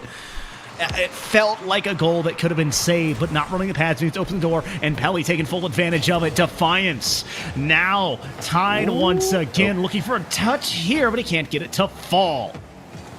Defiance once again giving up a 2-score lead right here. The past 60 seconds or so. Back out the right side. They can spend all of this time in offense. They don't make anything in. They're going to go to an overtime type situation again that they have already proved that they can lose. Shot over left side. This is more like both teams are happy to go to OT, it seems like, or at least Brusha is.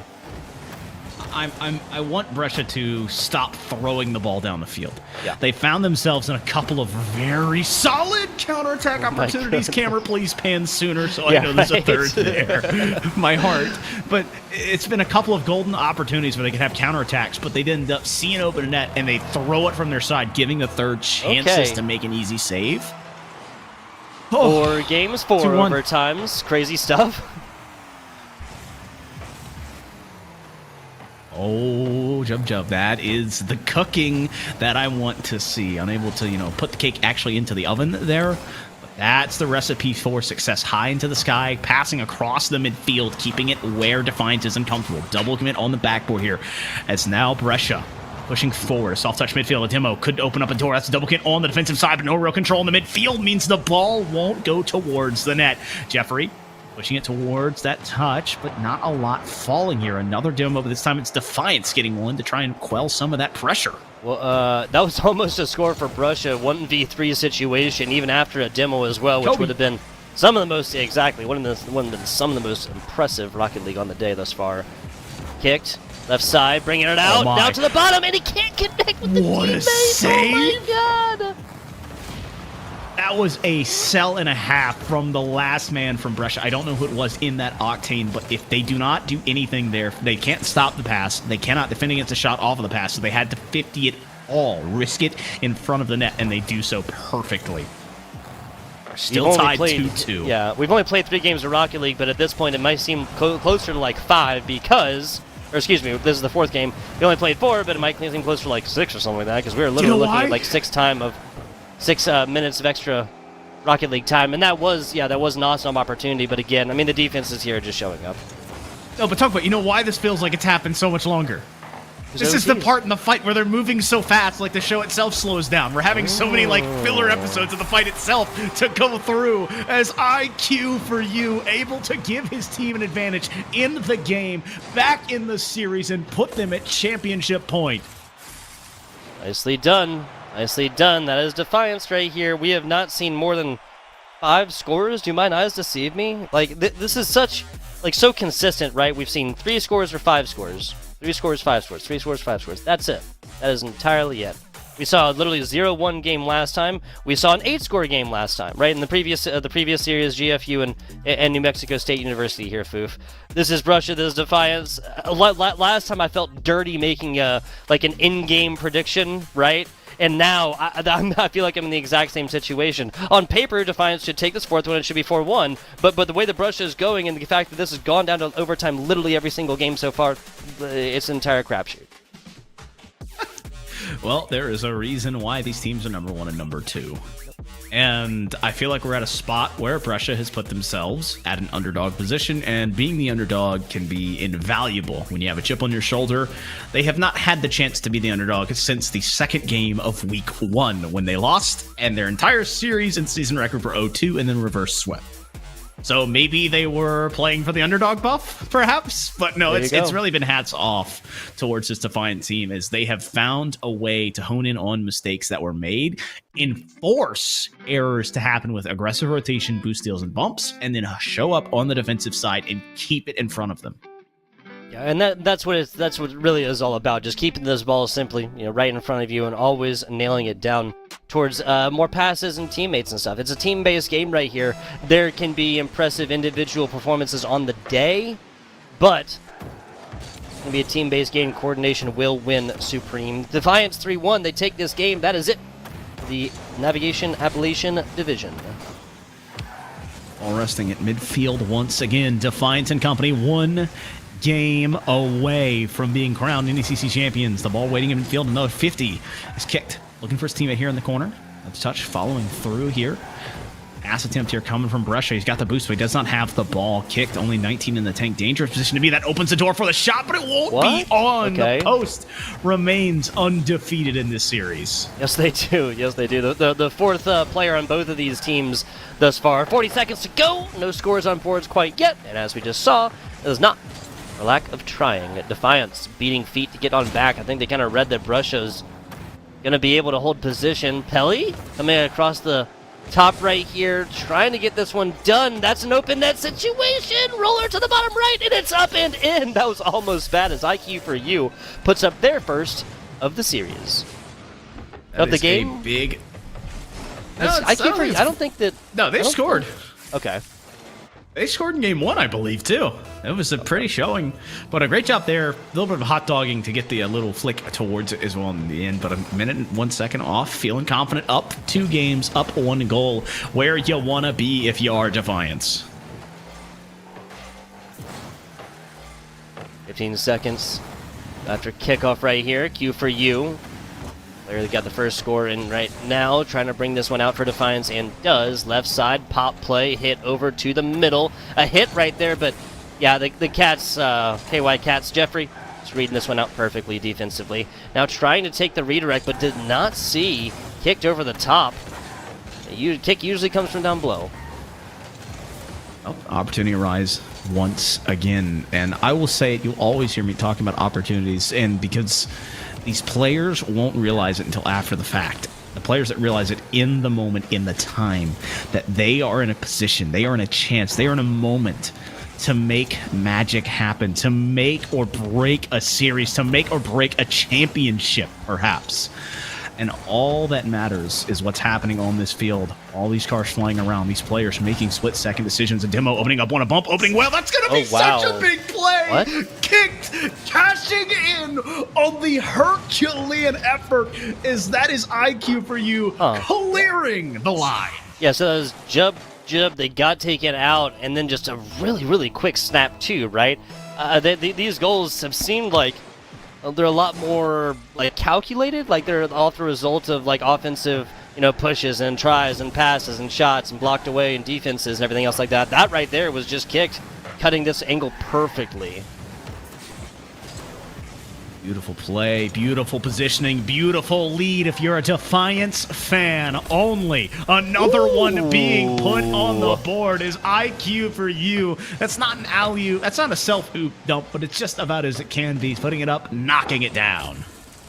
IQ for You really showing up here in game number 5, possibly our last one. Defiance takes it, and up by 3 at halftime. Now, as I always say, Foof, whatever the score is at halftime, then at least Rocket League, it can be undone on the other side.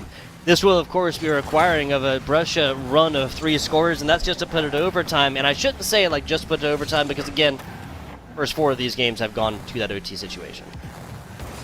OT sitting perhaps in the wing waiting for its golden moment in the sun. Maybe it's time as the moon being set on this series, on this season, on this championship appearance for Brescia. They need something, they need it now, down 3, and have to start building. This is just going to be about takeaways at this point. We just saw members getting involved. Was that an own goal? I think that might have been a technical own goal. Jub putting this one over, and this has just got a lot easier for Brusha, actually. Well, Jub no collects. There. Oh, no, excuse me. Yeah, it was Pele coming flying in at this one regardless. Yeah, exactly. So technically hits the defender into ball regardless, not an actual own goal. Brusha going to be earning 1, and we're not going to see a sweep, or not, excuse me, not sweep. We're not going to see a sweep. We're also not going to see a shutout We in this can't series see a yet. sweep. Yes, exactly. Well, here's my question. Do you think Jub called bank? Probably, like, communications, right? Hope so. But right now, 90 seconds left on the clock. A pair to be found. That's a beautiful pass. This could be a better angle. Is that one just a hair's breadth away from being an NECC caliber for play of the week? Jub in control. The 1v1 play. He's going to push it up back into the corner. All up to Pele. He's now falling back. Jeffrey, beautiful self-touch, understands he doesn't need to bang it off. They need to control possession here. They need to find more offensive plays. But not all 3 players in the same side. The double pin on the defensive side should help them regain on the defensive front. Pass, IQ for you, bumping, opening the door. They've been so successful with these bump plays against them. They have to try and start doing them on their own. Bishamam is ending up steaming it for the big clear pass midfield. Jub just needs to find perhaps 1 or 2 more in his bag of tricks. Yeah, so 45 seconds into this one, Defiance up 3-1 in the series, Defiance up 3-1 in the game.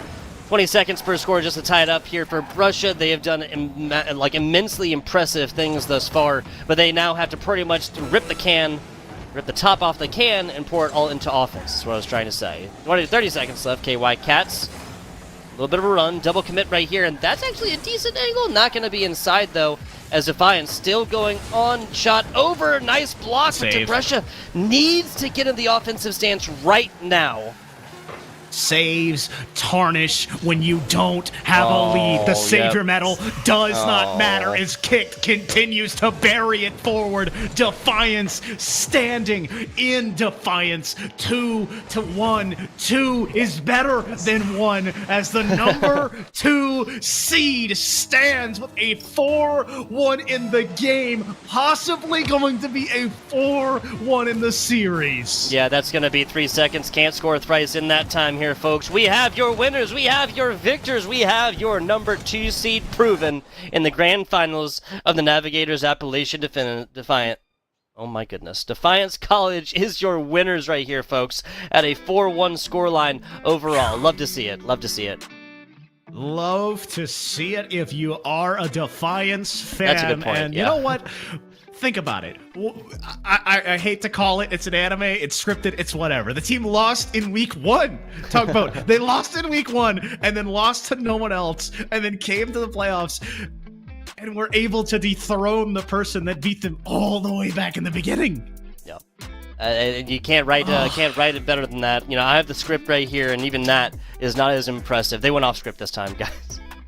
4-1 here on this, and just a simple fact that we have gotten 6 total overtime games between the first series and this series, the first 4 games of this series. Now, this one very could have easily ended at a 3-1 scoreline as well. Brusha just kind of realized that they needed to get in the offensive stance. Like that last 12 seconds, like, well, either he's going to miss this and then I'll take it and then maybe score, or he's going to hit it and we're still in the same situation. We're still, you know, at that point, just, again, not enough sand in the hourglass here, people, not enough time. Running out of that resource.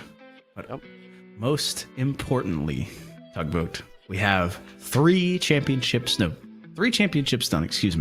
on this stream. Another waiting in the wings. I'm Foof. That was Tugboat. Stay right where you are. We'll be back in a short bit after this.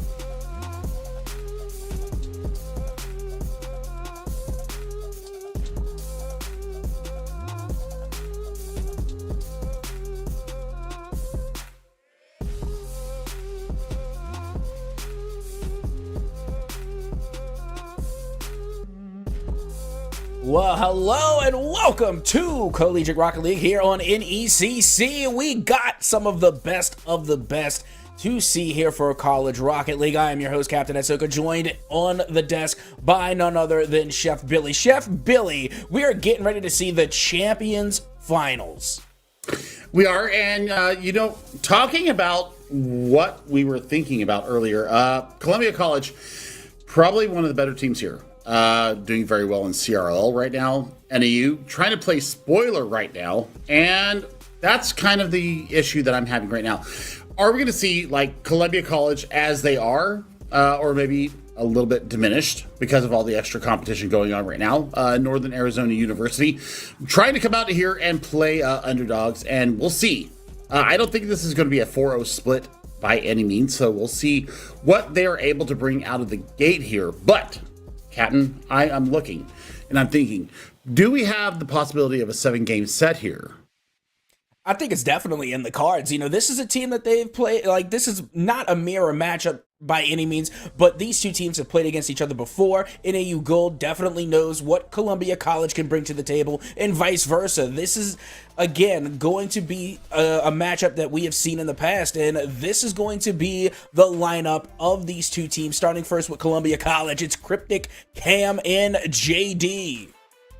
Yeah, JD has been kind of the surprise here for Columbia College because they are absolutely willing to go in transition and get the ball down the field and try to find another teammate in transition. So that's what I'm looking for from them. So you know what? Cryptic and Cam, they're going to have their work cut out for them up against from NAU Gold. So we can take a look at them. Caden right now is who I'm looking for to make the most impact here for NAU Gold. They are a star player. They are a playmaker. And Castillon and Cages would be, what I'm looking for to be the back line right now and, kind of denying the playmaking potential of Columbia College. So we can take a look and see what's going to happen actually in the game. But I don't have any predictions here. I've only had a few casts here in the NECC for Rocket League.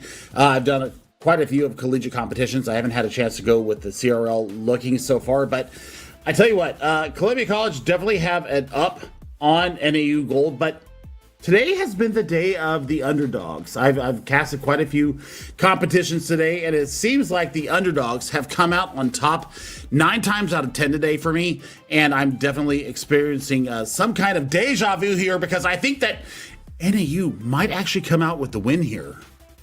All right, well, I will match your NAU Gold and meet you with Columbia College just because every time I go with my heart, it's more often than not with the underdog. And, much like my cholesterol, my heart is always just in the wrong place. So I gotta go with my head on this one and think analytically, and that's got to be with Columbia College. I've seen them too many times. They are a namesake when it comes to Rocket League in the college scene, and they absolutely just dominate their respective division. Here in the NECC is no different. They managed to come out on top yet again, and yet again, they find themselves in the finals. So with that being said, we should have ourselves still one doozy of a matchup as we get ready to head into our Champions Division Finals between NAU Gold and Columbia College. Well, the play should be stellar here, Captain, and I think that, it's all going to come down to rotations. It's going to come down to who is actually willing to press the advantage and put that third man into a offensive position. Rotations have been the hallmark of good teams here. And, what I've been really looking at across the competitions that I've been in is that when you see the third man be able to insert themselves into an offensive push and be able to enable their front and second man into scoring opportunities, this is where I think the rubber meets the road. So, boost management, boost capabilities aside, it's really going to come down to who has the better rotations, who has the better understanding, and being able to look at the game from a macro level and see who can get behind their opposition and really press their advantage forward.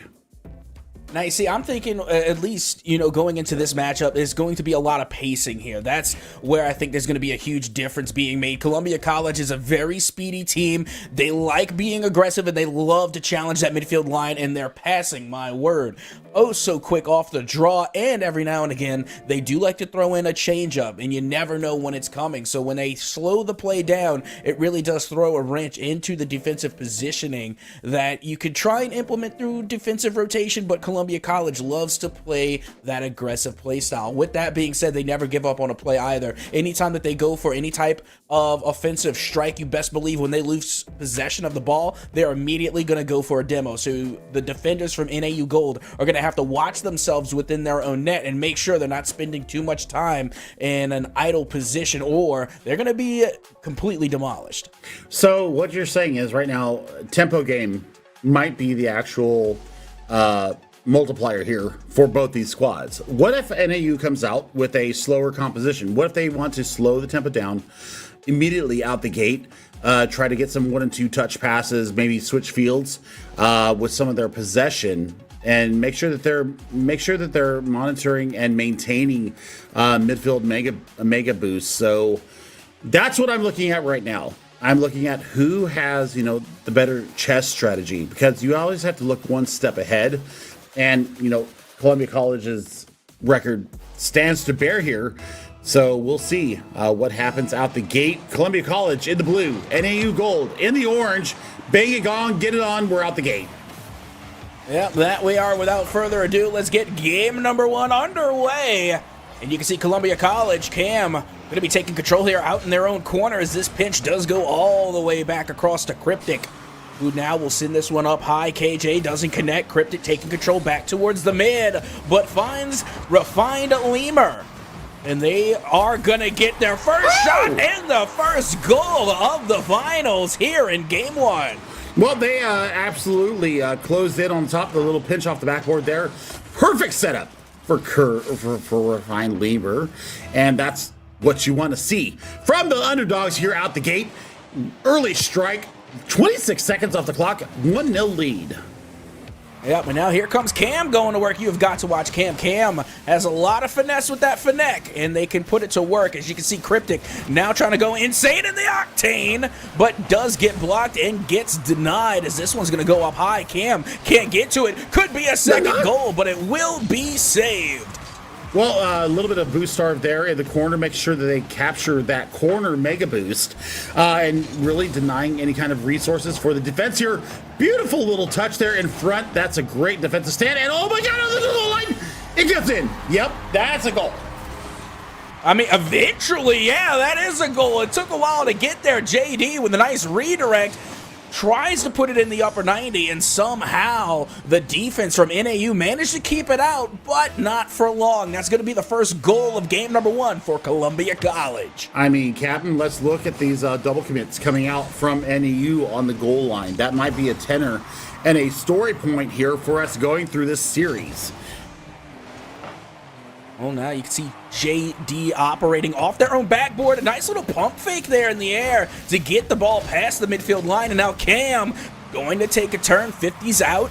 Back towards the side. Cryptic trying to pass it towards the mid, but it will be Columbia College on the rotation heading back towards that midfield line as JD now has another opportunity. I mean, look at the double commits coming off the back wall. We've seen a couple of double commits so far. What is the intention from NAU Gold right now? It feels like they're kind of reactionary versus proactive work going in. A nice save coming in there from Lemur. I want to see a little bit more intention behind their passes and their transition moves. Now you see, there's a little bit of method to the madness of double commits, but sometimes you only need one. Cryptic is able to take this one from goal to goal off the pass from JD to get the read off the backboard to drop that one down and in. Now Columbia College will take the lead over NAU.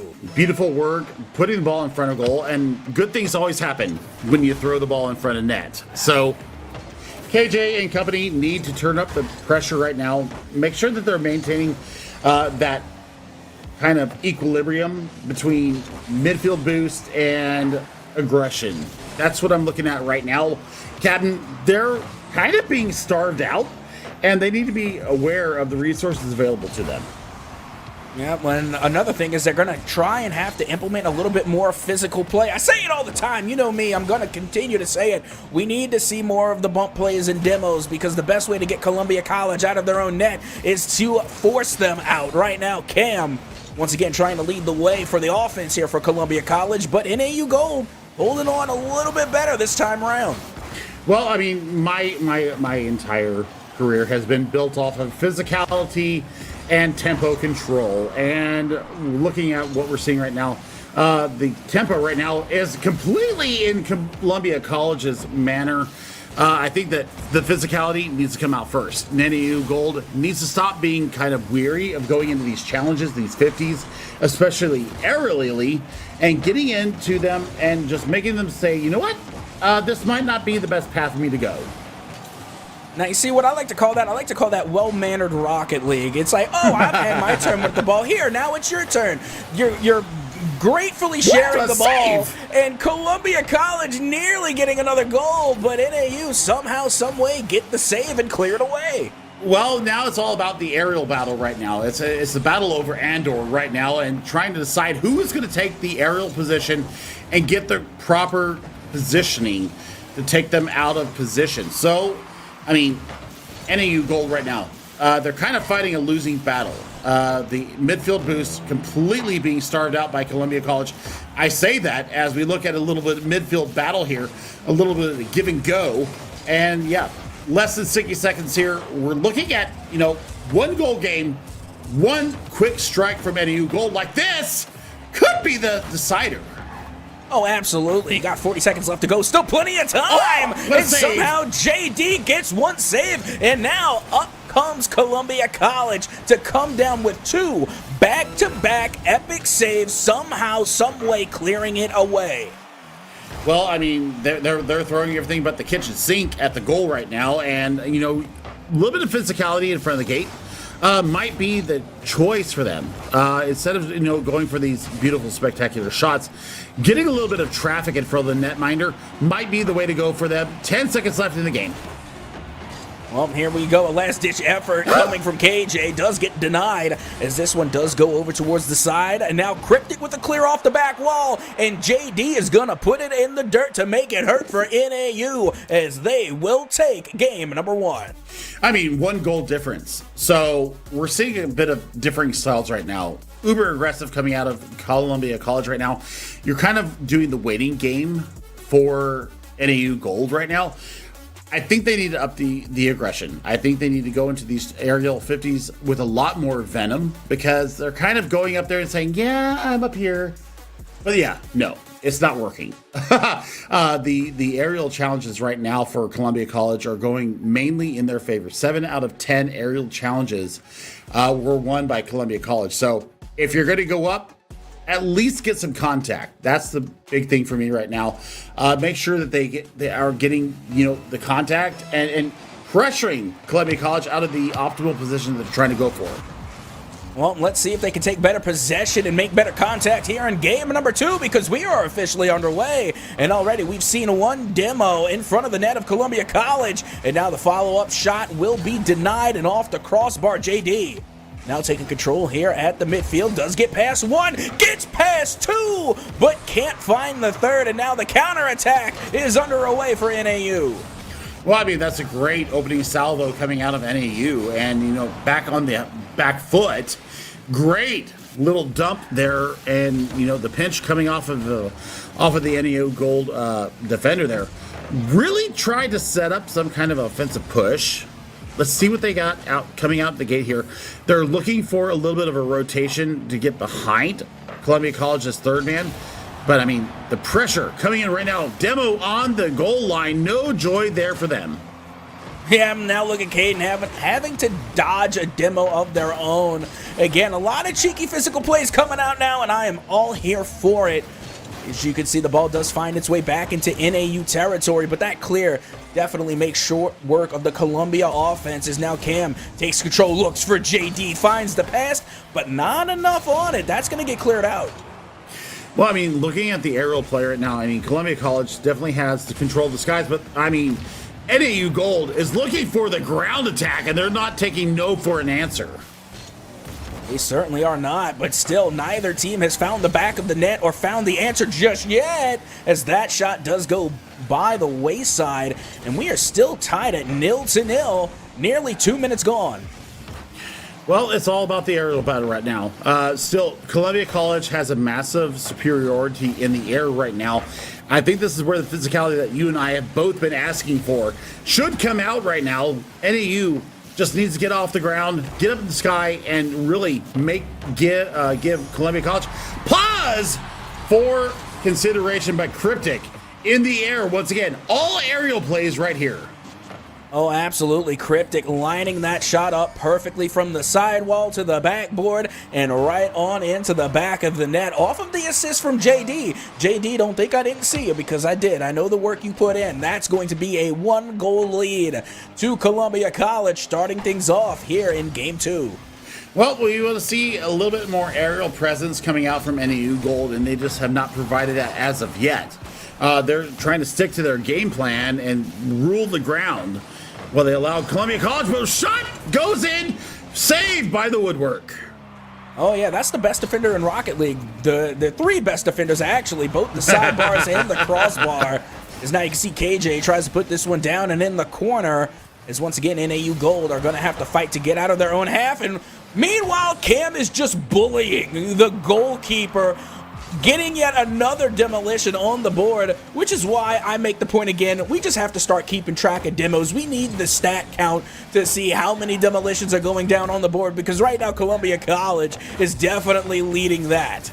A little bit of touch to be left desired there on the high ground, and once again, it's the aerial battle right now. Aerial supremacy is in Columbia College's manner. They're controlling the midfield boost, they're controlling the aerial aspect of this game. So, I mean, NAU Gold, 140 on the clock now. Still really no beneficial or complimentary shots on Gold. Big demo in front. That should be a goal. Oh, it should, and it is. There we go. Now we're taking the gloves off, and we're getting a little mean here. Look at the demo and the follow-up bump to put that one wide open.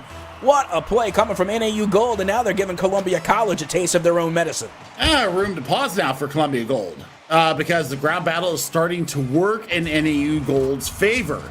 Now, how can you address the aerial supremacy that Columbia College has been working on you? Well, if you take somebody before they can get into the play with a beneficial bump, maybe an exploratory bump, it might work in your favor. So 1 minute 5 on the clock here, tied up. Let's see what NAU Gold has out to give. Well, you can see Cryptic trying to give yet another goal to Columbia College, looking for that flip reset, but does get denied.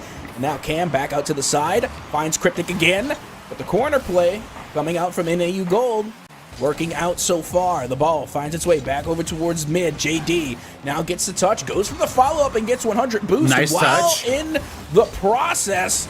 But the defense from NAU Gold starts to fall, and finally the goal will fall for Columbia College, as now they have 2.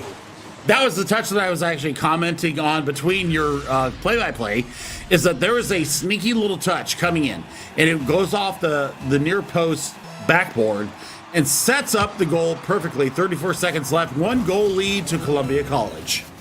If they're not careful, it might be 2. That flip reset was there. I saw it as soon as it landed. Cam is so dangerous on that flip reset. You have got to watch out. It can either be a full send flip reset, or it could even be a fake. But with only 17 seconds left to go, NAU Gold is going to have to commit now to try and find the equalizer. Well, I mean, they're already down 1-0 here in our series. This has got to be a last-second goal here coming from NAU Gold. Beautiful little work in the corner there. But what do we have coming out from it? Well, it's going to be close here. I mean, 0 seconds to go, and finally the ball does hit the ground, and another win will go the way of Columbia College. Well, I mean, it was all about aerial supremacy once again, Captain. So that's the real question that I'm asking for right now is what kind of aerial defense do you have against the high flyers of Columbia College? Problem is that they're not really aggressing when they start to go up in the air. So, they're getting pretty much an unhindered effect going into the air, and they're looking for their teammates. They're looking for the rebounds. They're looking for the carom off the backboard, and they're just not getting it. So, right now, get the aerial supremacy battle 50-50. Get up there, get a demo, get a huge bump when you're trying to set up these plays that will turn NAU's Gold's fortunes in their favor. Well, let's see if they can turn things around. We're heading into game number 3. Columbia College up 2-0 in the series. And Refine Lemur trying to start things off. Caden looking to get the follow-up. Does get denied as the ball finds its way back to Cryptic. Cryptic now with an opportunity. Goes for the flip reset. Went for the fake and got denied by NAU. Well, they still are kind of yielding position in the aerial battles, Captain. So until they start making the aerial battle a 50-50 affair, Columbia College are going to be able to advance the ball as well as they can. But there is a early demo that I was not expecting out of NAU Gold. So it stops the aggression. It stops the push coming forward. But really, I mean, that's a great save coming out from NAU Gold. That was goal bound. Now it's all about how do you kind of turn this in transition to your own favor. Well, only one way to find out, and that's to keep on keeping on as we have passed 1 minute of play and still scoreless here, 0-0. As a friend of mine, Kendo Slice, would say, 2 goose eggs sitting on the scoreboard. And now the ball finds its way back into Columbia territory. Caden now with a great 50-50 is able to find KJ out in the mid, and NAU Gold will score first here in Game 3. It was the aerial battle once again, getting up in front of their face and then being able to put the ball down on the turf. So the pitch playing into NAU Gold's favor there. So physicality wins out again. Nani, there's a second goal. Oh, I love that just now. Right in the middle of it. Nani! I loved it. But yeah, I mean, what just happened right off the kickoff, right off the rip, and KJ with a little bit of flair on the end of that one is able to get the second goal in no time at all. Now NAU have a 2-0 advantage over Columbia. All right, so Kendo lives about 180 miles from me, and he and I are very good friends as we both live in Missouri.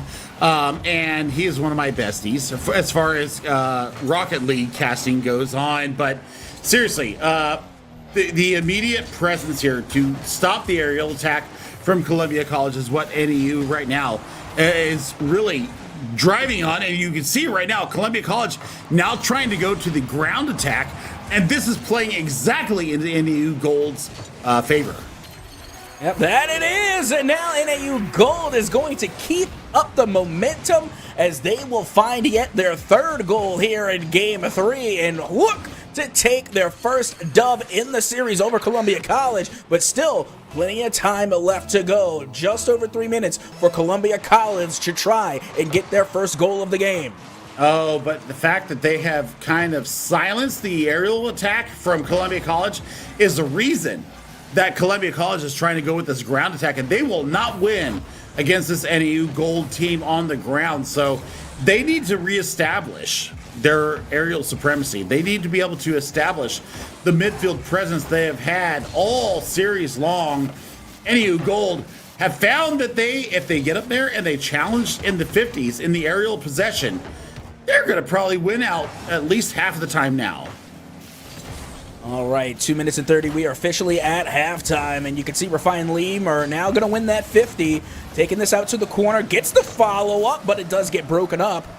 And now NAU Gold trying to lead the way to find yet their fourth goal here, but Cam is able to break up that pass in the midfield. Another 50 out of the corner, and Cam is able to get this back to the midfield, and finally, Columbia College get out of their own half. Yeah, but it was still a contested 50, but JD finally gets Columbia College's goose egg off the board. What a touch there from Cryptic.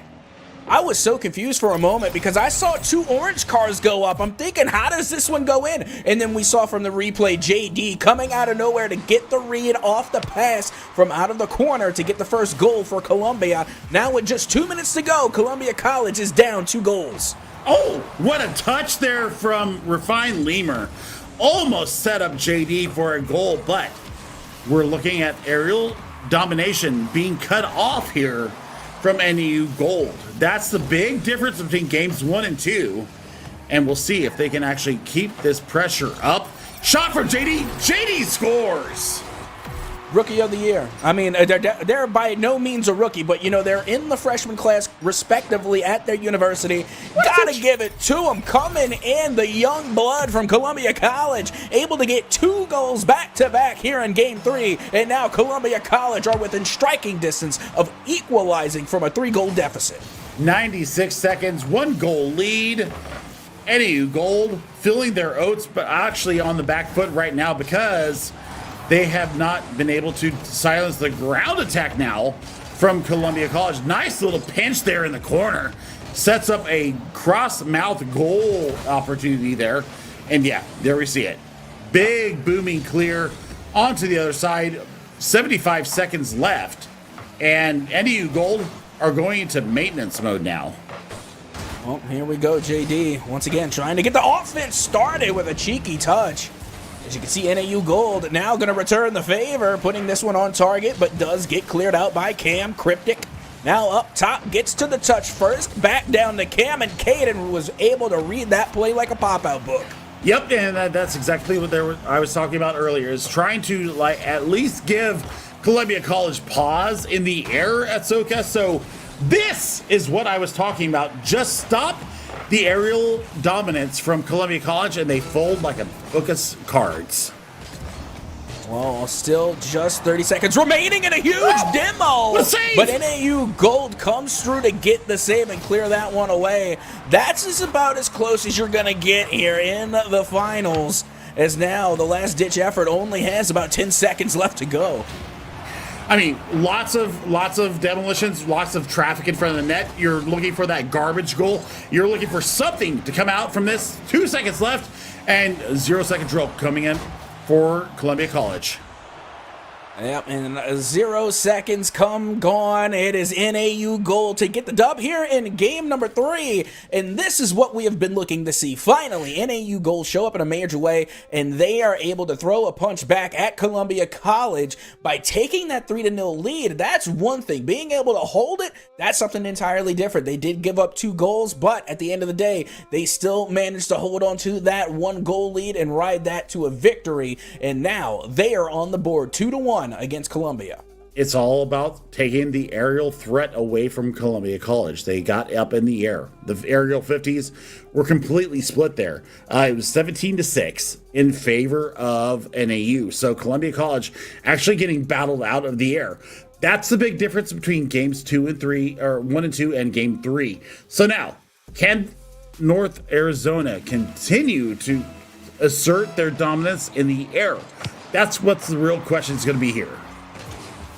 All right, well, here we are. Game number 4 now. 2-1 in the series in the favor of Columbia, and we are well and underway. Cryptic going to be starting things off here, taking this one out and towards the corner, leaving that one go down as Refined Lemur, now putting this one back into Columbia territory, and off the sidewall it goes to be redirected by Caden, and now back into NAU territory. The shot goes wide, and Columbia College bringing the aggression a little early here in game 4. Well, once again, it was the aerial challenge that kind of set up that whole entire sequence. They were not willing to let Columbia College get the early touch up high, and you know, it turns into a really risky shot on goal. And here we go, off the aerial pass, looking for a teammate. Big recontest here coming out of Columbia College. And nearly a goal there, but KJ was able to come through with the support. And now the ball finds its way back into Columbia College territory. JD, once again, is able to flick this one off of the back wall. Does get challenged by NAU. The ball now finds its way back towards Refined Lemur and towards the midfield, but a double tactical whiff is going to leave this one wide as Columbia College finally gets out of their own side. But hold on! NAU is able to answer back, and what is this? What are these back-to-back boomer balls I'm seeing here? No, I mean, it's exciting me in the most wonderful way right now because the pitches coming off of these challenges are goal-bound. And this really tells me that they have an eye for goal right now. A minute and a half off the clock here in game number 4. NAU Gold have shown a level of supremacy here in the skies that I don't think that Columbia College were expecting. Well, Refine Lemur trying to keep that supremacy going as they take to the lead yet again. Refine Lemur out into the corner, puts this one down to JD. JD to Cryptic, takes the shot, but that's an easy save for NAU. I don't know if it was an easy save. It was a kind of a floating back behind the run of play save. Nice little touch here from Cryptic off the backboard. Looking for JD on the other end. Doesn't get the joy out of that. Well, let me reiterate. That was an easy save for NAU. For me, that was insane. I wouldn't be able to do that in a million years. But regardless, NAU, they can do that in their sleep. As you can see now, Cam Bam, thank you, ma'am, trying to drop this one down low. But the NAU Gold defense is absolutely suffocating Columbia College right now. I mean, they're controlling the offensive third right now. A little bit of both. Coming out from Columbia College, looking for a double tap off the back. Nice little save. Little tap down. Looks for the shot, and they don't get any joy out of that little bit of attention there. But Columbia College looking for the aerial game once again. Yeah, and one thing that I'm noticing, and of course throughout watching Rocket League and casting it, and watching a lot of this high competitive collegiate play, is that a lot of the aerial challenges, they start on the wall, and I've noticed that NAU Gold is definitely doing a lot more defense along the walls and along their own backboard as well. So I think their presence, really being able to stick to those walls and backboard, is actually boding well for their defense. I mean, KJ right there shows us a perfect example of what you're talking about. Getting aerial, wasting a lot of boost, but making sure that their touch off the ball is not into a favorable position for Columbia College. So that's another little area, but what a touch on the back! JD scores from point blank range. Yeah, that's what happens when you hit this curve right here. You hit the waterfall and it goes right down off the backboard. JD there and waiting to put that one in, and it will be Columbia College to find themselves on the board first here in Game 4. 79 seconds here left in game number 4. 1-0 lead to Columbia College, and they just did not have the answer. And yeah, there's the triple commit. They're starting to panic a little bit. I mean, if you look at the forward positioning of all of NAU Gold, they just did not have anybody back in reserve, no rotation back on the line. That's an easy goal for Columbia College. They're looking to put themselves on match point. Yep, that they are. They do now have that 2-goal cushion, but hold on. The kickoff goal from NAU Gold does get saved. That was a fantastic opportunity, but just could not get the speed to get there in time, as we only have a minute left to go, and NAU Gold still trying to find themselves on the board. Cam has been the fantastic third person here for Columbia College, saving goals and distributing so beautifully out of the back third. That's what we want to see from a third man. That's what we need to see from Columbia College to close this game out. Oh my God, almost goes in. Almost, but not quite, as now with just over 30 seconds left to go, Columbia College still up 2-0, and now it's just all about playing a little bit of keep away and keeping the ball inside of NAU territory, as this one does go up high. Gets 50 back down and out towards the side. JD looks for the pass to Cam. Puts it out and towards the corner, but Cam is going to back off. They know they do not have to overextend. They just have to survive another 10 seconds. Yeah, I mean, you know, area superiority be damned right now. They're just playing a very complicated game of keep away, and 0 seconds goal. It doesn't matter right now. This is a match point opportunity for Columbia College. Yep, that it is. And I mean, now with 0 seconds over, I mean, that's about it. That's going to be game number 4, going the way of Columbia College. Columbia College now on match point to take the series over NAU Gold. If they can manage to win at least one more, they will be your Champions Division champions here at the NECC.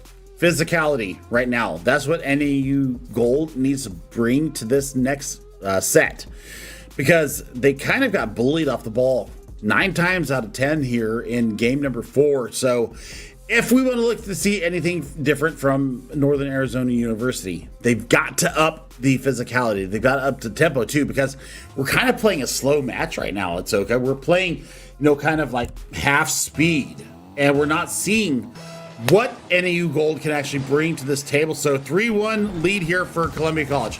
Match point for all the marbles. And yeah, we're gonna have to see, them throw the book out the guide and just take this game on his side.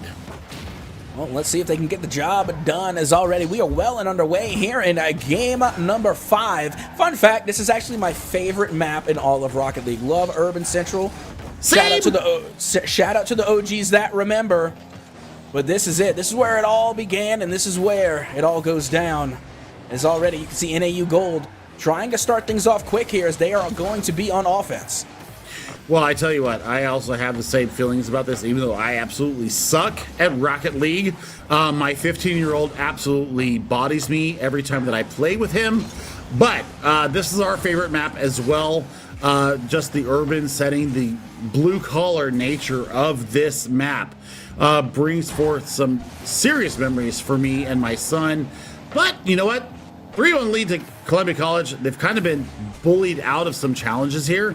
And what I'm looking for, NAU Gold, they need to step it up. They need to be getting more aggressive on the ball, making sure they control these midfield boosts. But Cryptic says, nay, we're taking the lead right now. What a cut in here from them. Absolutely, and again, this is kind of alluding to the point that I made going into this one. It's just the pace, it's the speed coming out from Columbia College. Whenever they give up possession, they do not give up on the play. They immediately seek for the next advantage. More often than not, it's a demo, it's a bump, it could be a boost arc. Columbia College just all over the map at once with the aggression, with the speed, and now another bump opening the net, but NAU Gold manages to hold on. Minute and a half left here in game number 5. And you know what? NAU Gold, their backs against the wall. I'm expecting a lot more physicality. I'm expecting the tempo increase coming from them. They just have to make sure that they're being mindful of the midfield mega boost and taking their chances at will. Now it looks as though Columbia College is going to take a second chance here, as they already have a goal on the board. Not going to be able to get to that time around. JD now going to take control and slow things down, is able to get a flick over one and the 50 past 2, as the return volley does put this one back into the Columbia College half. Well, I mean, we're looking at, a little bit of reactionary tactics here coming out of NAU Gold.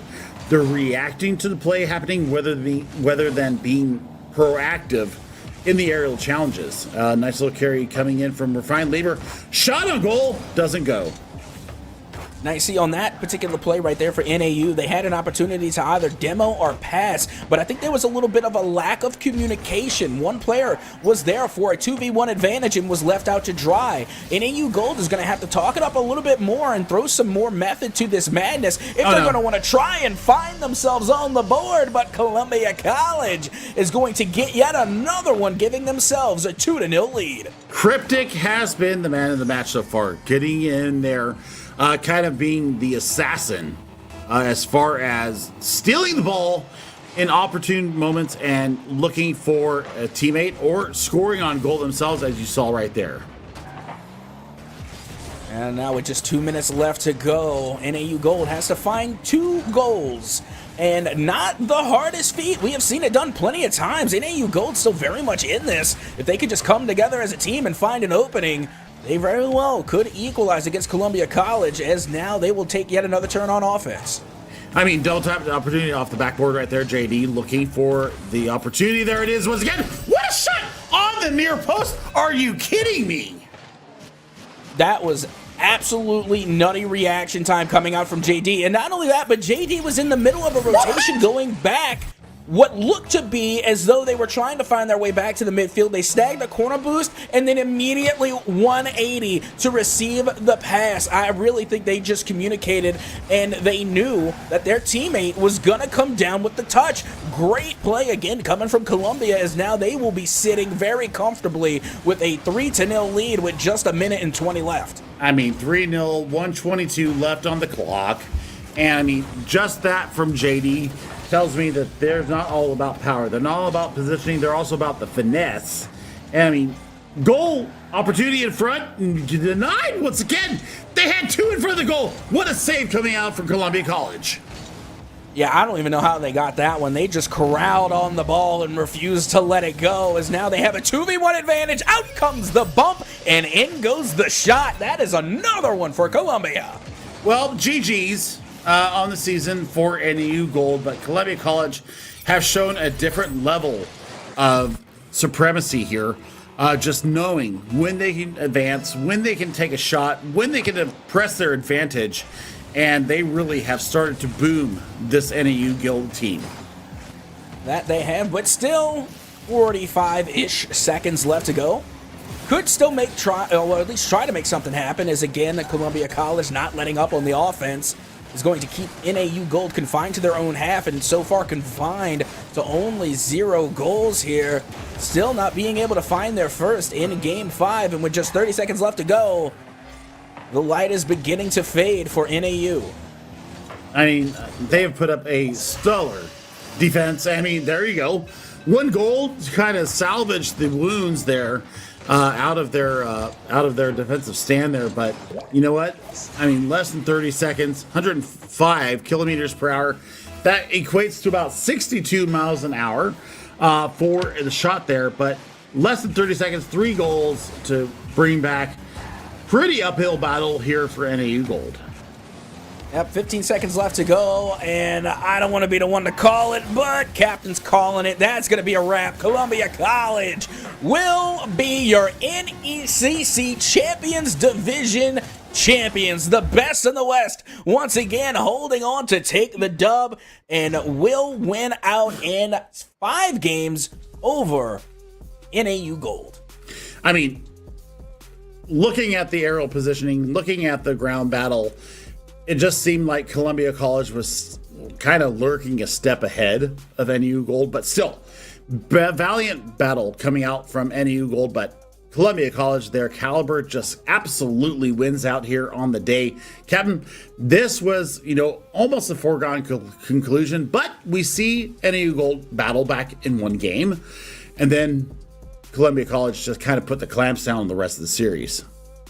Yeah, and again, NAU Gold, it's not as though that they got absolutely stomped. They did. No. They put up one heck of a fight, and honestly, the scoreline at the end of the day doesn't do it justice, because a lot of those matches were way closer than what the 4-1 scoreline would suggest. They put up one heck of a fight. They were even able to, take a dub and put it on the board, so they did not go quietly. They definitely made it worth their while. They just have a couple of things to work on, and it's really just those minor details that you could come back and fix, and then you will be better than ever. Again, a couple of double commits here and there.